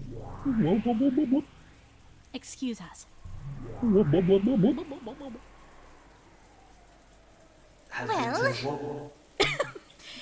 that's all I want to say. So, take care as you move forward, understand? Act with dignity and, restraint, okay? Yeah, she's just gonna do whatever the fuck she wants. I'll be watching over you. Things are officially out of control. It's out of my hands. Acting awkwardly until the very end, Beato left that message and immediately became a cloud of gold butterflies, hiding her form in the empty air. Maybe it'd be more accurate to say she vanished in a hurry because she couldn't keep up the conversation. After that, all that remained was Maria's corpse lying down and pounded by the rain, Rosa's corpse propped up by the fence and staring up at the sky, and the figure of the witch. Show some restraint, you say? Her expression looked just a little bored. There was a popping sound. It was probably her clicking her tongue. What a boring person. Yeah, cooked for sure. Leaving the last sentence behind, she once again vanished into the empty air. If Kinzo wasn't dead already, Ava Beato would kill him with his own ATV. She would. Runs his ass over and then backs it up on him. Oh boy, 11 o'clock! I love 11 o'clock! Oh boy, 3 a.m. Oh boy, 3 a.m. How are we feeling, boys? I would personally like to tap out. I have not eaten in a long time. Damn. Okay. I know, never enough, never enough. Never enough. Never. Oh, it's gonna be stuck in my head now! Anyway, super Damn. plot-heavy episode, I fear. That was a lot of shit that happened. Yeah. Dude, I was kind of waiting for what happened at the end there. I was like, Battler is a nice guy, but he's got to reach like a boiling point eventually, right? Yeah. Because he keeps showing that like righteous anger. I feel like Maria's got a lot to do with it, honestly.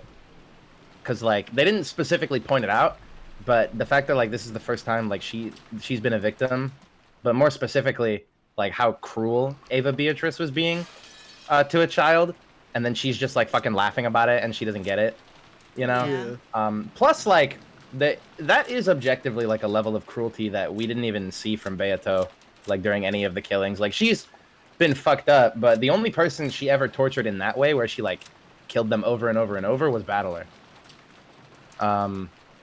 Whereas like she's doing that shit people to that Battler liked in front of Battler.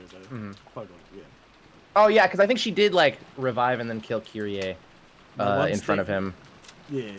My one statement is, before today, I understood only half of the Beatrice and Battler ship art, and now I understand the other half. What's the other half? Oh, wait, no, I get it now. Yeah. Yeah. I was gonna say, really? Yeah, I was barely in this stream, but he got mad, and I was like, finally, my time is here. Yes. Fire. Okay, everybody, good stream. Thanks for joining us today. Thank you. I'll see everybody next week, Bye, guys. Bye, guys. Goodbye, everybody. Goodbye. Holy shit, goodbye.